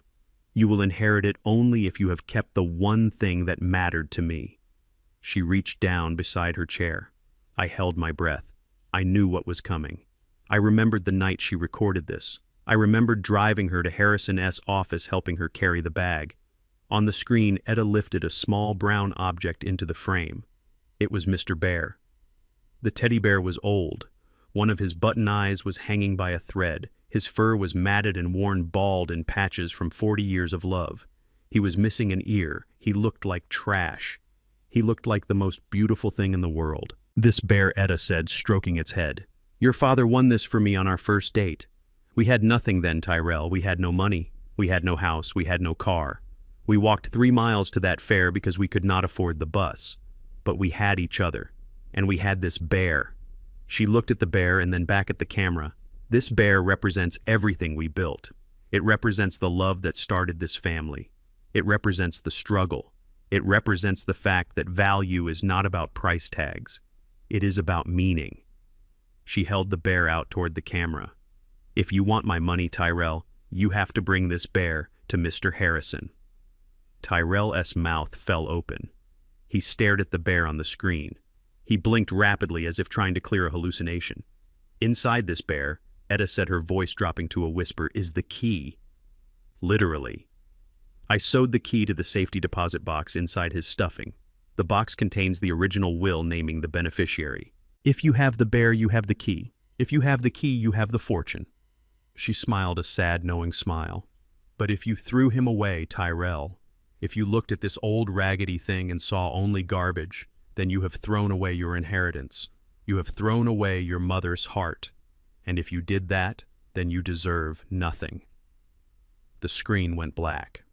The silence in the conference room was absolute. It was a silence so profound it felt like the air had been sucked out of the room. Tyrell stood frozen. His eyes were wide and unseeing. He was replaying the last 72 hours in his mind. He was seeing himself walking through the house with a black trash bag. He was seeing himself sweeping the shelves clear. He was seeing himself pick up the old brown bear from the nightstand. I watched the memory play out on his face. I saw the moment he remembered holding the bear. I saw the moment he remembered sneering at it. And then I saw the moment that broke him. He remembered the knife. 3 days ago, while cleaning out the bedroom, Tyrell had found the bear. He had thought maybe there was cash hidden inside it. People hide money in mattresses, why not bears? So he had taken a box cutter, the same kind the loan shark had threatened him with, and he had sliced the bear open. He had ripped out the stuffing handful by handful, throwing the white fluff onto the floor. He had shaken the empty skin looking for a roll of bills or a diamond ring. When nothing fell out but cotton, he had cursed. He had called his mother a stupid old woman, and then he had stuffed the empty skin and the stuffing into a garbage bag.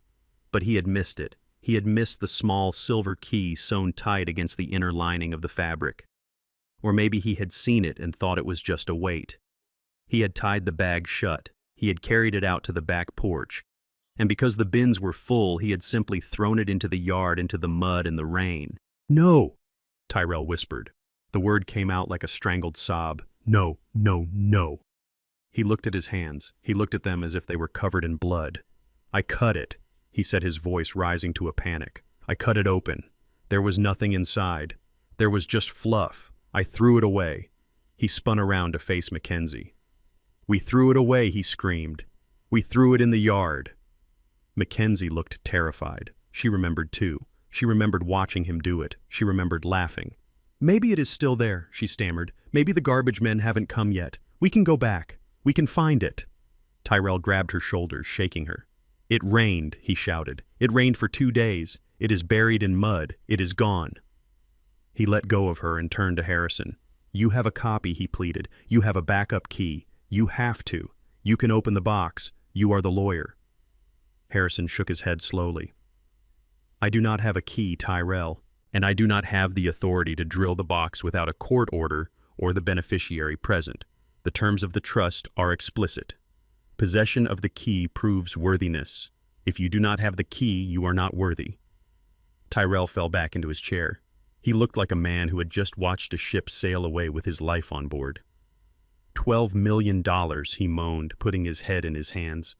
$12 million in a teddy bear. He looked up at me. His eyes were red and wet. He looked at me with a desperation that was painful to witness. "Dad," he said, his voice breaking. "Dad, you know where it is. You are always digging around in the yard. You save everything. Did you see it? Did you pick it up?" I sat there in my wheelchair, my face a mask of confusion. I looked at him with my mouth slightly open, my head tilted to the side. "Bear," I mumbled. Etta liked bears. Tyrell jumped up. He grabbed the lapels of my dirty coveralls. He shook me. "Think, old man, think," Tyrell shouted, his spit hitting my face. "Did you see the bear? Did you see the brown bear in the trash?" Mr. O'Malley stood up, reaching for the phone. "Security," he barked. Harrison stepped forward, his hand on Tyrell's arm. "Get your hands off him, Tyrell, now!" Tyrell let go of me. He was breathing hard. He looked around the room. He looked at the framed stock certificate on the table. He looked at the black screen of the TV.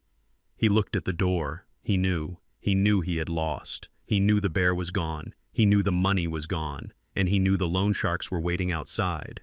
But he did not know one thing. He did not know that inside the pocket of my grease-stained coveralls, resting right next to my beating heart, was a small silver key. I had found the bear in the mud. I had brought it to the basement. I had cleaned it. And when I felt the hard lump in the lining, I had cut the thread carefully with my pocket knife. I had found the key. I had it. I had the fortune. I had the legacy. And as my son stood there weeping over his own greed, I decided it was time to drop the act. It was time to stand up. Tyrell looked like a man watching his own execution in slow motion. The silence in the room was broken only by his ragged breathing. He stared at his hands, the same hands that had held the box cutter 3 days ago. I could see the memory playing out behind his eyes like a horror movie he could not turn off. He was remembering the sound of the fabric ripping. He was remembering the white stuffing spilling out onto the bedroom floor like snow. He was remembering the way he had kicked the empty skin of the bear into the corner, calling it garbage, calling his mother's love garbage. "It is gone," Tyrell whispered, his voice cracking. "It is gone. I threw it in the trash. I put it in a black bag. I tied a knot in it. I threw it in the bin outside. And then it rained." He looked up at Mackenzie, his eyes wide and bloodshot. "The garbage truck came yesterday," he said, his voice rising to a shriek. "I heard it. I heard the truck come. It took everything. The bear is in a landfill. The key is in a landfill. The $12 million is buried under tons of trash." He grabbed his hair, pulling at it in frustration. He began to pace the small room like a caged animal. He kicked the leg of the heavy conference table. He punched the wall. "Why did she hide it there?" He screamed at the television screen where Etta's face had been just moments before. "Why did she have to play games? Why could she not just leave me the money? I am her son. I deserve it." He turned to Harrison, his face twisted with rage. "You knew," he accused, pointing a shaking finger at the lawyer. "You knew where it was. You let me throw it away. This is entrapment. I will sue you. I will sue the bank. I will sue everyone in this room." Harrison did not even blink. He just stood there calm and immovable as a mountain. "Your mother gave you a test," Tyrell Harrison said. "You failed. Nobody forced you to cut that bear open. Nobody forced you to throw it away. You did that because that is who you are. You destroy things you do not understand." Tyrell fell to his knees. The arrogance was gone. The slick businessman facade had melted away, leaving only a terrified child who had broken something he could never fix. "Please," he sobbed, burying his face in his hands. "Please tell me there is another way. I owe money. Bad money. If I do not walk out of here with that cash, I am a dead man. They are waiting outside. They are going to kill me." Mackenzie was crying too, but she was looking at Tyrell with pure hatred. "You idiot," she hissed. "You stupid, useless idiot. You threw away $12 million. I told you to check the pockets. I told you to look for jewelry." "There were no pockets," Tyrell wailed. "It was a stuffed animal. I watched them. I watched the greed turn into panic and the panic turn into despair. It was a pathetic sight. These were the people who had planned to lock me away. These were the people who had fed me poison. And now they were on the floor, crying over a teddy bear. I felt a heaviness in my chest. Not pity, but a deep, weary sadness. Etta had been right. She had known exactly what would happen. She had given him a chance to show mercy, to show respect, and he had chosen violence and greed. It was time. I sat up straight in my wheelchair. I rolled my shoulders back, shaking off the slump of the defeated old man. I looked at O'Malley and gave him a small nod. Then I looked at Harrison. He smiled a tiny, almost imperceptible smile. I cleared my throat. The sound was loud in the quiet room. "Tyrell," I said, my voice strong and clear. Tyrell looked up. He blinked through his tears, confused by the change in my tone. "Dad," he sniffled. "Dad, do you remember the bear? Did you see it?" I reached up with my right hand, the hand that was supposed to be weak and arthritic. I unbuttoned the top pocket of my greasy flannel shirt. It was the pocket right over my heart. My fingers brushed against the fabric. I felt the small, hard object resting there, warm from my body heat. "You are right, Tyrell," I said. "You threw it away. You cut it open and you threw it in the mud. You let the rain soak into it. You treated it like it was nothing." I pulled my hand out of my pocket. I held my fist closed tight. "But you forgot something, son," I continued. "You forgot that I am the one who takes out the trash. You forgot that I am the one who walks the yard every night checking the fences. And you forgot that I loved that bear long before you were even born." I opened my hand. Resting in the center of my palm, calloused and stained with engine oil, was a small silver key. It was simple and unadorned, but caught in the teeth of the key was a tiny tuft of white cotton stuffing, a remnant of the bear, a piece of Etta. Tyrell gasped. He scrambled to his feet, his eyes locked on the key. "You have it," he whispered. "You found it." I closed my fingers around the key, protecting it. "I found it in the mud," I said. "I brought it down to the basement. I cleaned the mud off its fur. I dried it with my own towel. And when I felt the hard lump inside the lining, I knew what Etta had done. I knew she had left me a weapon." Tyrell took a step toward me. "Dad, give it to me," he said, his voice trembling with renewed hope. "Give me the key. We can split it. 6 million each.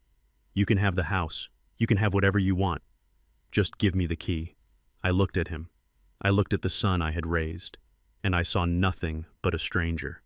"I did not keep this for the money, Tyrell," I said quietly. "I kept it because it was hers. I kept it because it was the first thing I ever gave her. I kept it because, unlike you, I know the value of things that cannot be sold." I pushed the brake levers on the wheelchair. Click. Click.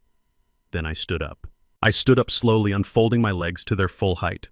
I straightened my back. I was not a frail old man. I was 6 feet tall and built from a lifetime of hard labor. I towered over Tyrell. He stepped back, fear flickering in his eyes. "You can walk," he stammered. "You are not sick." "I never was," I said. "I was just watching, and I saw everything." I walked past him. I did not look at Mackenzie, who was staring at me with her mouth open. I walked to the wall behind O'Malley's desk. There was a panel on the wall, a small metal door that looked like part of the decor, but I knew what it was. O'Malley had shown me the schematics years ago when he renovated the branch. I looked at Harrison. He nodded and handed me the folder containing the death certificate and his executor credentials. "Mr. Booker," Harrison said formally, "as the executor of Etta Booker-S estate, I certify that you are the holder of the key. You have passed the test." I inserted the small silver key into the lock on the panel. It fit perfectly. I felt the tumblers click into place. It was a sound I knew well, the sound of a machine working exactly as it should. I turned the key. There was a heavy thunk as the internal bolts retracted. The metal door popped open. Inside was a small steel safety deposit box. It was not very big, just large enough to hold a few stacks of papers. Tyrell moved.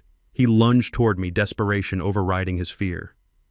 "Dad, no," he shouted. "Don't open it." The security guard, who had been standing silently by the door, stepped forward, blocking Tyrell's path. He put a heavy hand on Tyrell's chest and pushed him back. Tyrell stumbled and fell into a chair. I ignored him. I reached into the compartment and pulled out the steel box.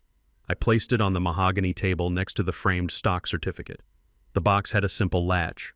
I lifted the lid. Inside, resting on top of a stack of legal documents, was a single dried rose. It was the last flower I had given Etta before she went into the hospital. Beneath the rose was a thick document bound in blue paper. The last will and testament of Etta Booker. I picked up the document. It felt heavy in my hands. This was her voice. This was her final judgment. I handed the document to Harrison. "Read it," I said. "Read it so everyone can hear." Harrison put on his reading glasses. He opened the document. The paper crinkled in the silence. "I, Etta Booker, being of sound mind and body, hereby declare this to be my last will and testament." Harrison read, his voice echoing in the room. He looked up at Tyrell over the rim of his glasses. "Regarding the asset known as the Omnicorp Bearer Share Certificate, serial number 894002, Harrison read, "and all accumulated dividends and interest associated with said certificate."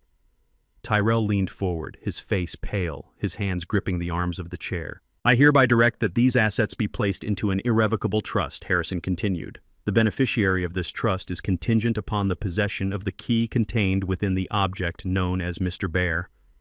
Harrison paused. "Since the key has been presented by my husband, Booker Washington." Harrison read, "Looking at me, I hereby name the beneficiaries of the trust." Tyrell held his breath. He was praying.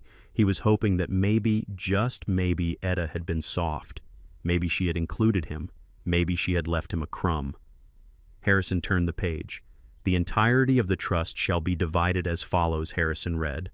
100% of the asset shall be transferred immediately to the Booker and Etta Washington Foundation." Tyrell blinked. "Foundation? What foundation?" "The mission of this foundation," Harrison read, "is to provide housing, education, and legal support for the underprivileged youth of Atlanta, specifically focusing on trade schools and community centers in the neighborhood where we lived." Tyrell made a noise like a dying animal. "A foundation. She gave it to charity." Harrison continued reading, his voice relentless. "To my son, Tyrell Booker, I leave the sum of $1. $1, Tyrell whispered. "This sum is left to him." Harrison read, "To ensure that he cannot contest this will on the grounds that he was forgotten." He was not forgotten. He was remembered perfectly. Tyrell stood up. He looked at me with a hatred so pure, it was almost blinding. "You did this," he screamed. "You poisoned her against me. You stole my money. That is my money. I earned it. I put up with you people for 35 years. He lunged for the stock certificate on the table. He was going to tear it up. If he could not have it, no one could. But before he could touch it, the door to the conference room burst open. Police, freeze. 3 officers stormed into the room, their weapons drawn. They were not the regular beat cops. These were detectives in plain clothes.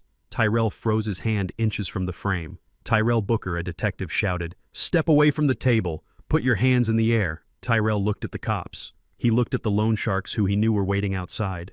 He looked at the $12 million sitting on the table. He realized then that there was no way out. The walls had closed in. He slowly raised his hands. He looked at me one last time. "Dad," he whimpered, "help me. Please. They are going to kill me." I looked at him. I looked at the man who had thrown away his mother as Hart. "I am sorry, son," I said, "but I can't help you. I am just a confused old man, and I have a foundation to run." The silence in the conference room was heavy and suffocating, like the air before a tornado touches down. The police detectives who had burst in stood by the door, their hands resting near their holsters, waiting for the signal, but Mr. Harrison was not finished. He held the blue-bound document with a reverence that made my throat tight. He looked at Tyrell, who was trembling like a leaf in a storm, and then he looked at me. I nodded. It was time to finish this. It was time to read the fine print of my son's destruction. Harrison adjusted his glasses and turned the page of the will. The sound of the crisp paper turning echoed off the mahogany walls. The assets previously mentioned, Harrison read, his voice steady and calm, including the $12 million valuation of the bearer shares and the deed to the property at 42 Oak Street shall be liquidated and transferred into the Booker and Etta Washington Community Trust. Tyrell let out a whimper. It was a small, pathetic sound. He was gripping the edge of the table so hard his fingernails were turning white. He was watching the money, the freedom, the Italy trip, the new life, all of it dissolving into smoke. "The trust shall have 2 primary beneficiaries," Harrison continued. 50% of the assets will be donated to the Westside Community Center for the establishment of a vocational training program for young mechanics and tradesmen. I closed my eyes and smiled. Etta knew. She knew how much I loved teaching the neighborhood kids how to fix a carburetor. She knew I wanted to leave something behind that lasted longer than a bank balance. She was giving me a legacy. Tyrell's head snapped up. A trade school, he hissed. You are giving $6 million to a school for grease monkeys. You are giving my inheritance to people who fix toilets and change oil. Harrison ignored him. He continued reading. The remaining 50% shall be donated to the St. Jude Charity Nursing Home specifically for the renovation of their memory care wing and to subsidize care for elderly patients with no living family. Mackenzie gasped. That was the place. That was the warehouse where they had planned to dump me. The place with the rats and the bed sores. Etta was taking their money and using it to fix the very hell they had tried to sentence me to. It was poetic. It was perfect. You are kidding me, Mackenzie shrieked. You are giving millions to a nursing home. You are throwing it away on old people who do not even know their own names. We are young. We have lives to live. We have debts. Harrison looked at her over the rim of his glasses. His gaze was cold enough to freeze water. Your debts. Mrs. Booker are not Etta's concern. Her concern was ensuring that no one else would ever suffer the fate you planned for her husband. He looked back at the document. The trust will be administered by Mr. Booker Washington, who shall receive a stipend for his time and effort, ensuring he lives in comfort and dignity for the remainder of his days. Tyrell looked at me. His eyes were wide and wet with tears of rage. You, he whispered. You get control. You get the stipend. You get everything. I looked at him. I did not feel triumph. I felt a deep, aching sadness. I get my life back, son, I said quietly. I get to live without fear.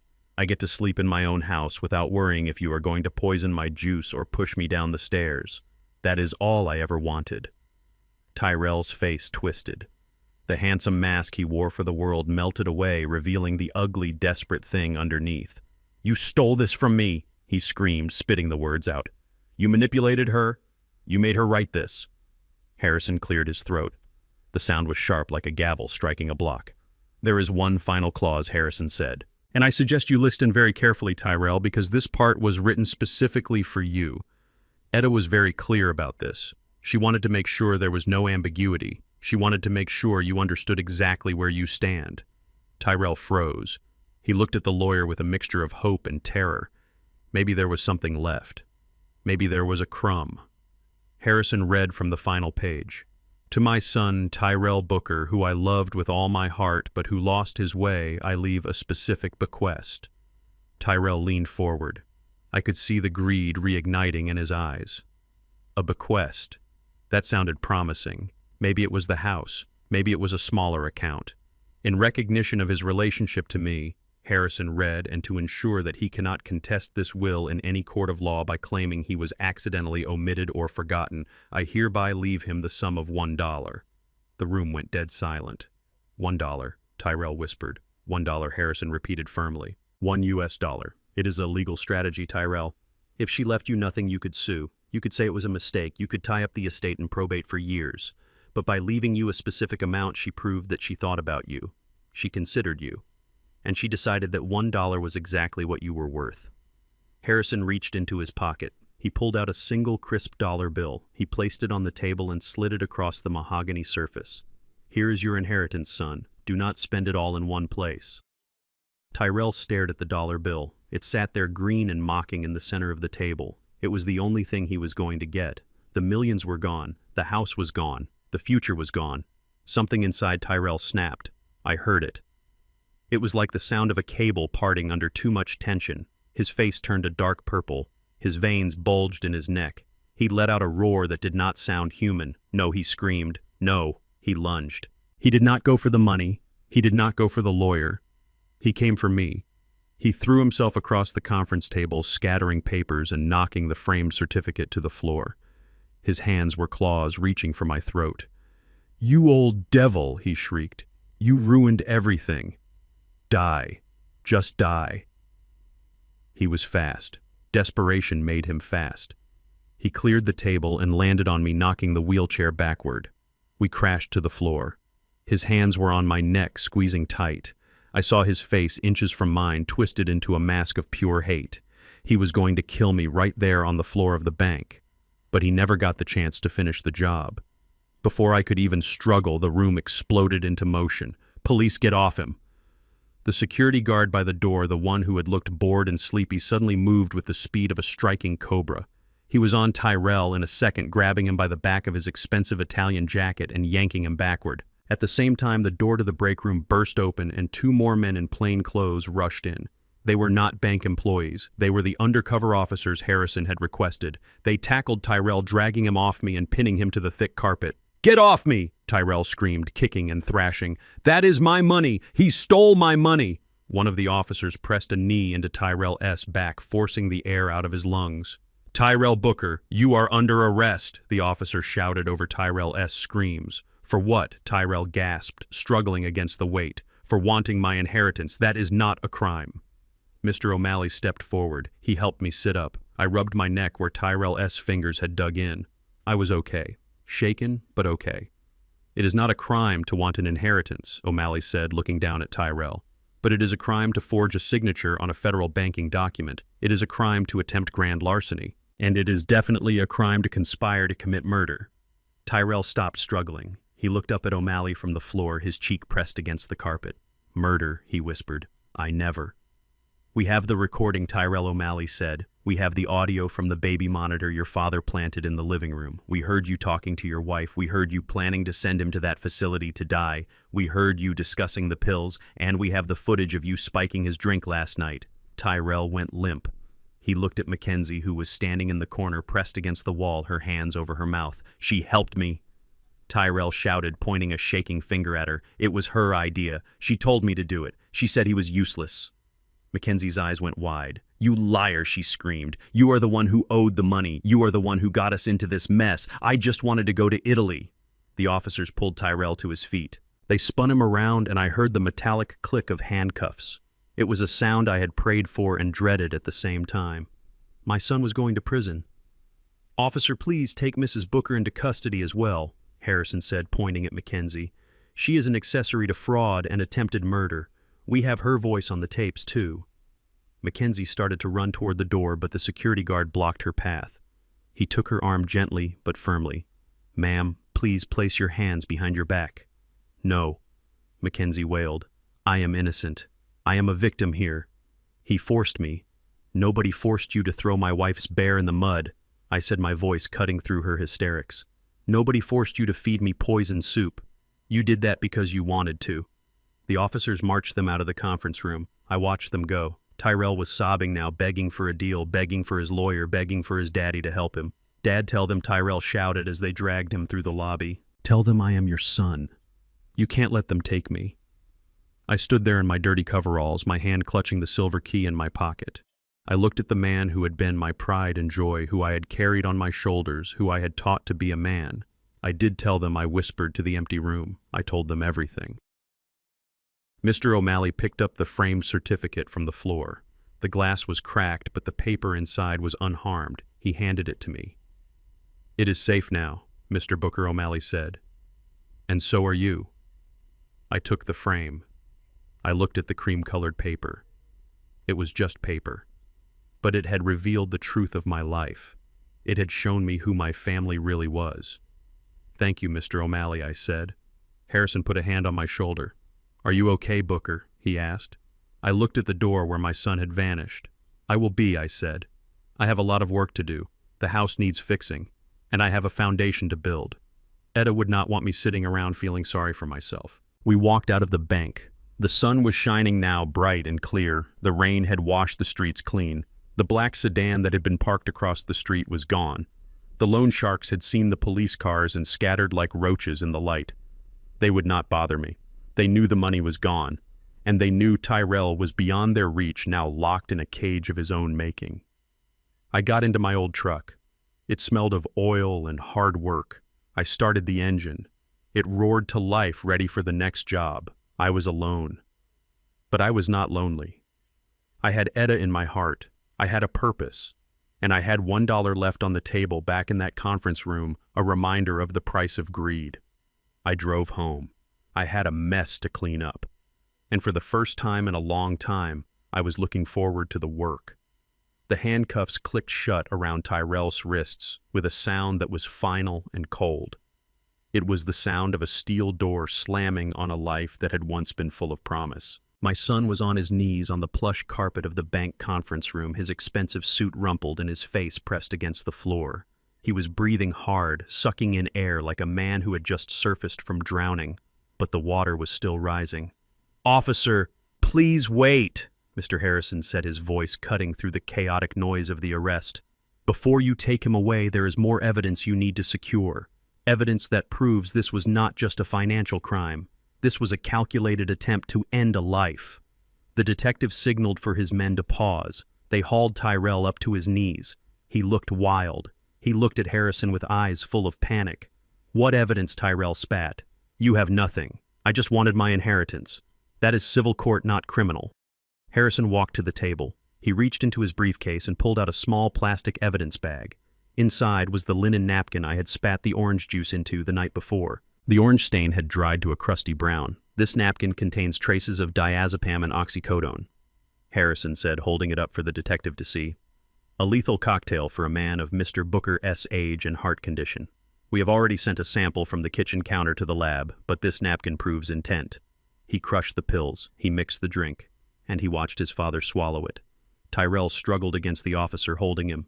"He is lying," Tyrell shouted. He choked. "I was trying to help him." Harrison did not argue. He simply reached into his pocket and pulled out his phone.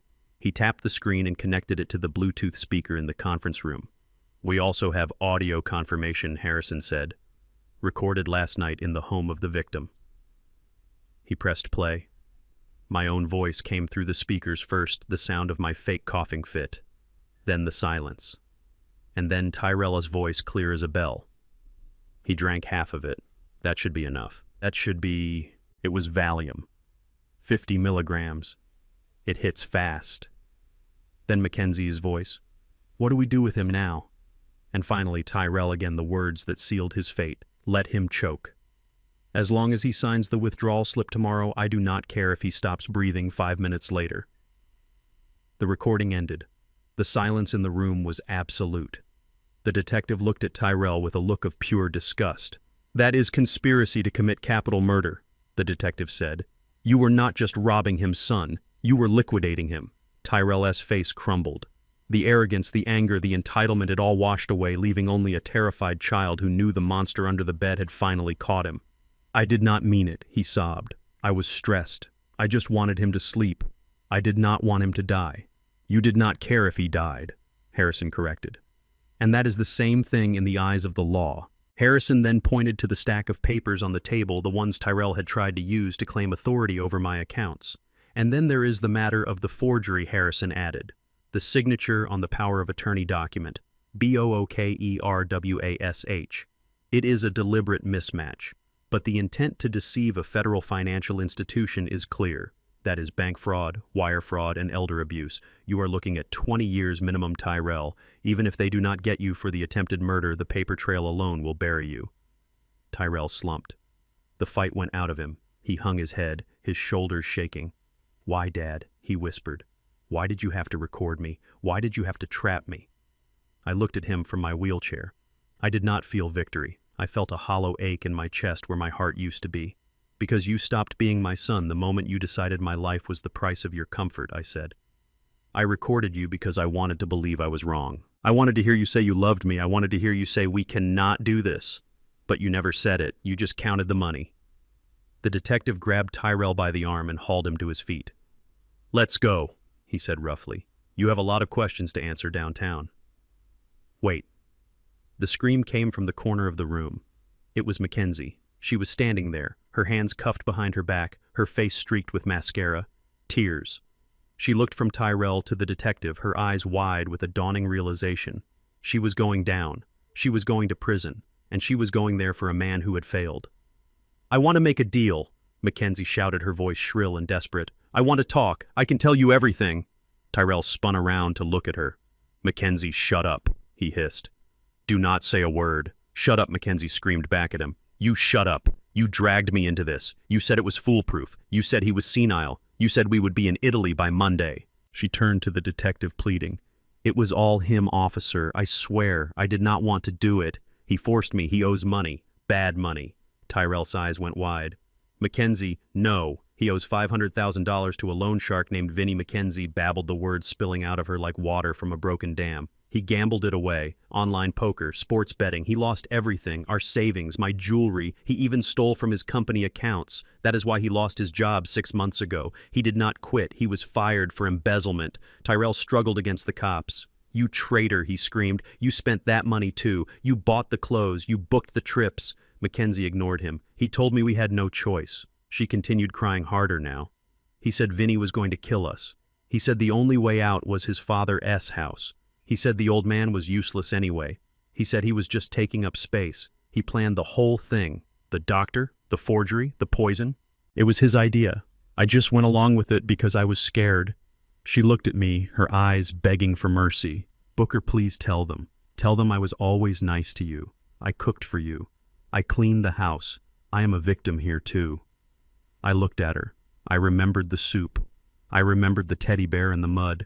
I remembered her laughing when Tyrell talked about putting me in the memory care wing. You are not a victim, Mackenzie, I said softly. You are the getaway driver, and the driver goes to jail just like the gunman. The detective nodded to his partner. Get her out of here. She can give her statement at the precinct. They pushed Tyrell and Mackenzie toward the door. They were shouting at each other now, blaming, accusing, screaming insults that echoed off the high ceilings of the bank lobby. It was the ugly end of a beautiful lie. I watched them go, my son and the woman he married dragged away like common criminals in front of the tellers and the customers. The lobby was silent as they passed. People stared. Some shook their heads. They saw a tragedy. I saw a necessary surgery. I was cutting out the rot to save the body, but the surgery was not over yet. As the officers pushed Tyrell through the glass doors and onto the sidewalk, the bright sun hit him. He blinked, squinting against the light. And then he saw them. Across the street, standing by a newsstand, were two men. The big man with the neck tattoos and the wiry man with the scar. The loan sharks. They had not left. They had been waiting. They saw Tyrell in handcuffs. They saw the police cars. They saw Mackenzie weeping. They knew instantly what had happened. There would be no money. There would be no payday at noon. Tyrell saw them too. He stopped dead in his tracks, causing the officer behind him to stumble. He stared at the big man. His lips moved, forming a silent plea. Help me. The big man did not move. He did not look angry. He looked disappointed. He pulled a cell phone from his pocket. He typed a short message. He hit send. He looked at Tyrell one last time, and then he turned and walked away, disappearing into the crowd. The wiry man followed him without a backward glance. A second later, a buzzing sound came from the evidence bag the officer was holding. It was Tyrell's phone. The officer looked at the phone. He frowned. Then he looked at Tyrell. You got a text, the officer said, from someone named Vinnie. Tyrell went pale. Read it, he whispered. Please read it. The officer read the screen. It says deal is off. You are useless inside. We are taking the collateral. Enjoy the cage. Tyrell screamed. It was a sound of pure despair. Collateral. He knew what that meant. My car, he shrieked. My condo. My storage unit. They are going to take everything. He tried to run back toward the bank, back toward me, but the officers held him tight. Dad, stop them, he yelled. Dad, they are going to strip me clean. They are going to take my life. You have the money. Pay them. Please pay them. I stood in the doorway of the bank, flanked by O'Malley and Harrison. I watched my son realizing the full extent of his punishment. Prison was just the beginning. While he sat in a cell, the sharks would pick his bones clean on the outside. He would come out in 20 years with nothing. No home, no car, no money, no wife, no father. I did not move. I did not offer to pay. I had paid enough. I had paid with 40 years of sweat. I had paid with my wife's broken heart. I watched as they shoved him into the back of the squad car. I watched as they pushed Mackenzie into a separate vehicle. I watched the blue lights flash and the sirens wail. And then they were gone. The street was empty. The loan sharks were gone. My son was gone. I took a deep breath. The air smelled of exhaust and city grit, but underneath that, it smelled of freedom. Mr. Harrison stepped up beside me. It is done, Booker, he said. Done. Booker, it is finally done. I nodded. Yes, it is done.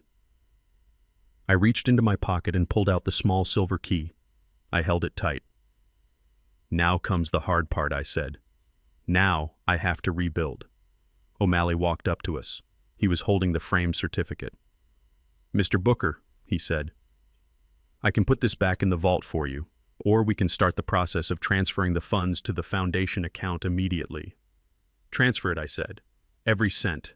I do not want that paper in my house. It has caused enough trouble. O'Malley nodded. Consider it done. And Mr. Booker. Yes. You are a hell of a poker player. I smiled tiredly. I learned from the best, I said, thinking of Etta. She always knew when to hold them and when to fold them. I walked to my truck. My knees hurt. My back hurt. I was an old man alone in the world. But as I climbed into the cab and turned the key, I felt a lightness I had not felt in years. I drove home. The house was quiet. The trash was still in the yard. The soup bowl was still on the table. I walked into the living room. I picked up the baby monitor and threw it in the trash. I walked into the kitchen and threw out the soup. I walked into the bedroom and stripped the sheets off the bed. Then I went to the basement.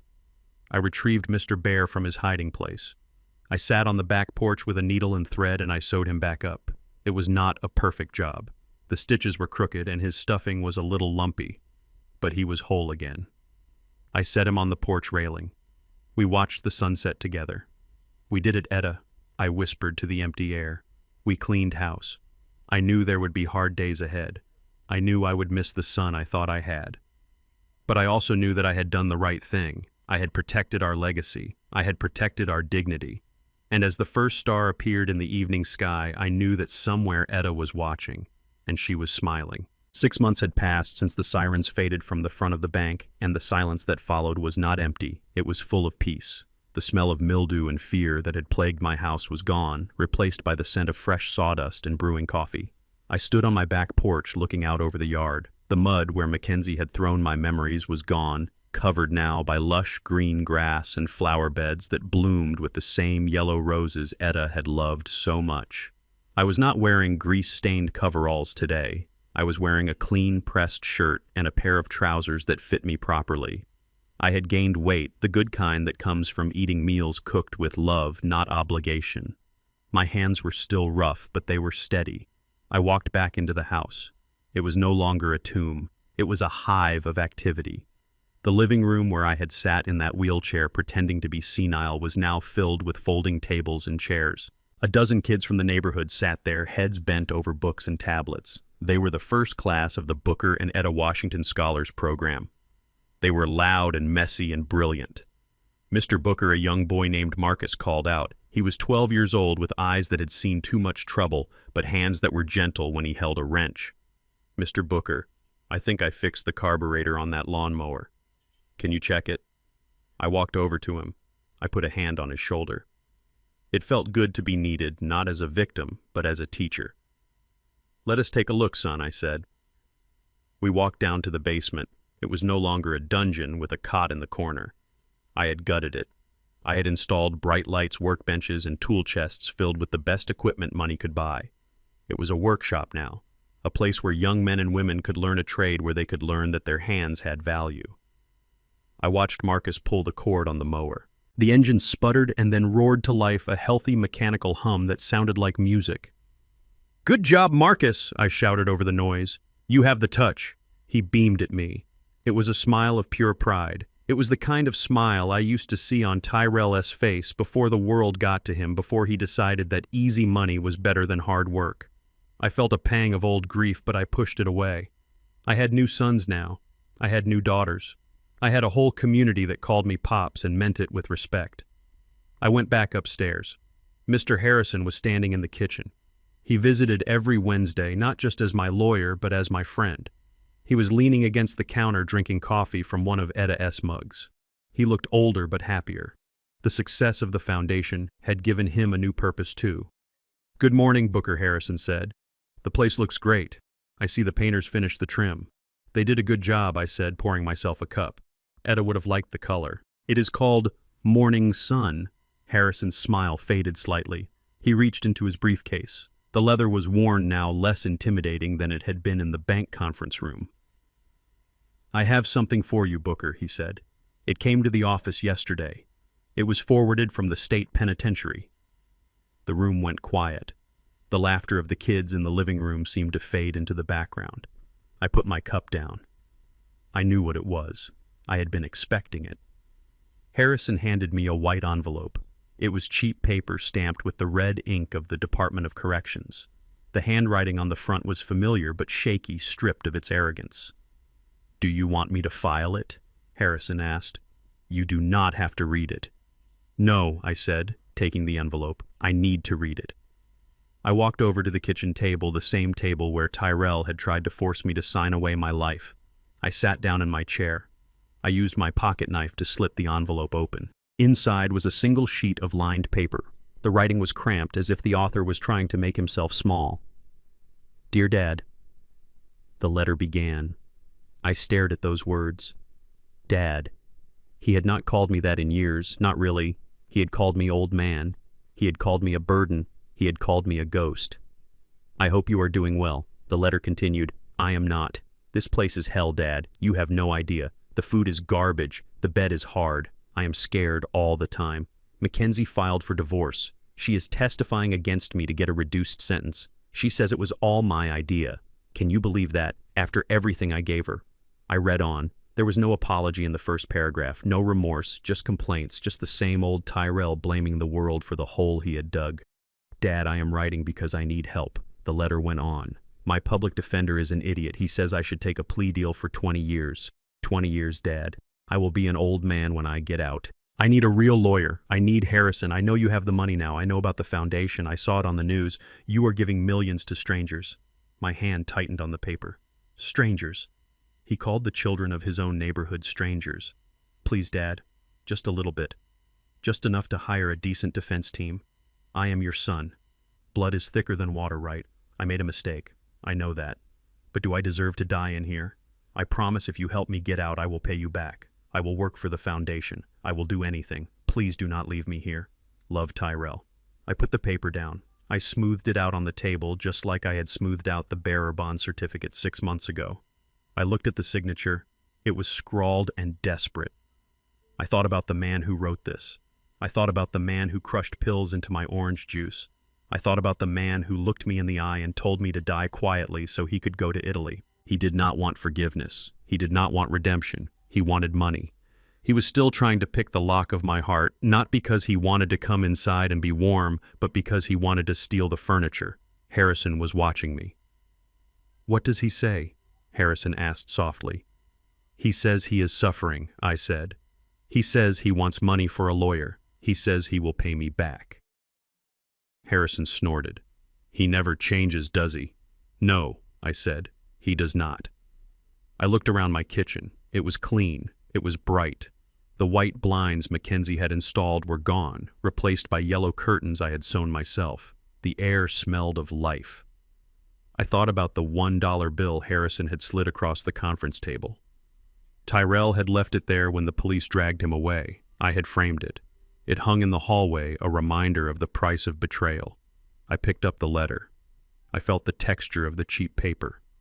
"He threw away $12 million, I said to the empty room. "He threw away his mother's love. He threw away his father's protection, and now he wants me to buy it back for him." I stood up. I walked to the trash can in the corner of the kitchen. It was a new can, stainless steel and sturdy. I looked at the letter one last time. I did not feel anger anymore. I did not feel hate. I felt a profound sense of closure. The cord had been cut. The wound had cauterized. I crumpled the letter in my fist. I squeezed it tight until it was just a ball of trash. It made a dry, crinkling sound, the same sound the stock certificate had made when Tyrell crushed it. I held it over the bin. "Trash belongs in the trash," I said. I dropped the ball of paper. It fell into the bin, landing on top of some potato peelings and coffee grounds. I closed the lid. It made a solid, satisfying thud. Harrison watched me. He nodded once, a gesture of respect. "What do you want me to tell him?" Harrison asked. "Tell him nothing," I said. "He got his inheritance. He got his dollar. The rest belongs to the future." I walked to the back door and opened it. The sunlight flooded in warm and golden. I could hear the kids laughing in the basement, working on the engines, building things, fixing things. I stepped out onto the porch. Mr. Bear was sitting on the railing where I had left him, his button eye gleaming in the sun. I patted his head. "We are okay, old friend," I whispered. I looked out at the garden. The weeds were gone. The rot was gone. The house was standing strong on its foundation. I took a deep breath, filling my lungs with the sweet air of a day that belonged entirely to me. "The trash has been cleared out," I said, my voice strong and sure. "Now it is time to live my life." I walked down the steps and into the yard, ready to teach Marcus how to tune an engine, ready to build a legacy that would last long after I was gone. I was Booker Washington. I was a mechanic. I was a father to those who deserved it. And I was finally free. My son spent his whole life chasing the shine of gold, but he missed the true value of the iron that built it. He looked at an old teddy bear and saw trash. I saw a legacy. He looked at his father and saw a burden. I saw a survivor. The hardest lesson I ever learned wasn't how to fix an engine, but how to fix a broken heart. I learned that family isn't defined by the blood in your veins, but by the loyalty in your actions. You can't buy respect, and you certainly can't steal dignity. Sometimes you have to let go of the people who weigh you down to finally rise. If you believe that integrity is worth more than any inheritance, hit that like button and subscribe for more stories of justice. And tell me in the comments, would you have given Tyrell a second chance, or did he get exactly what he deserved?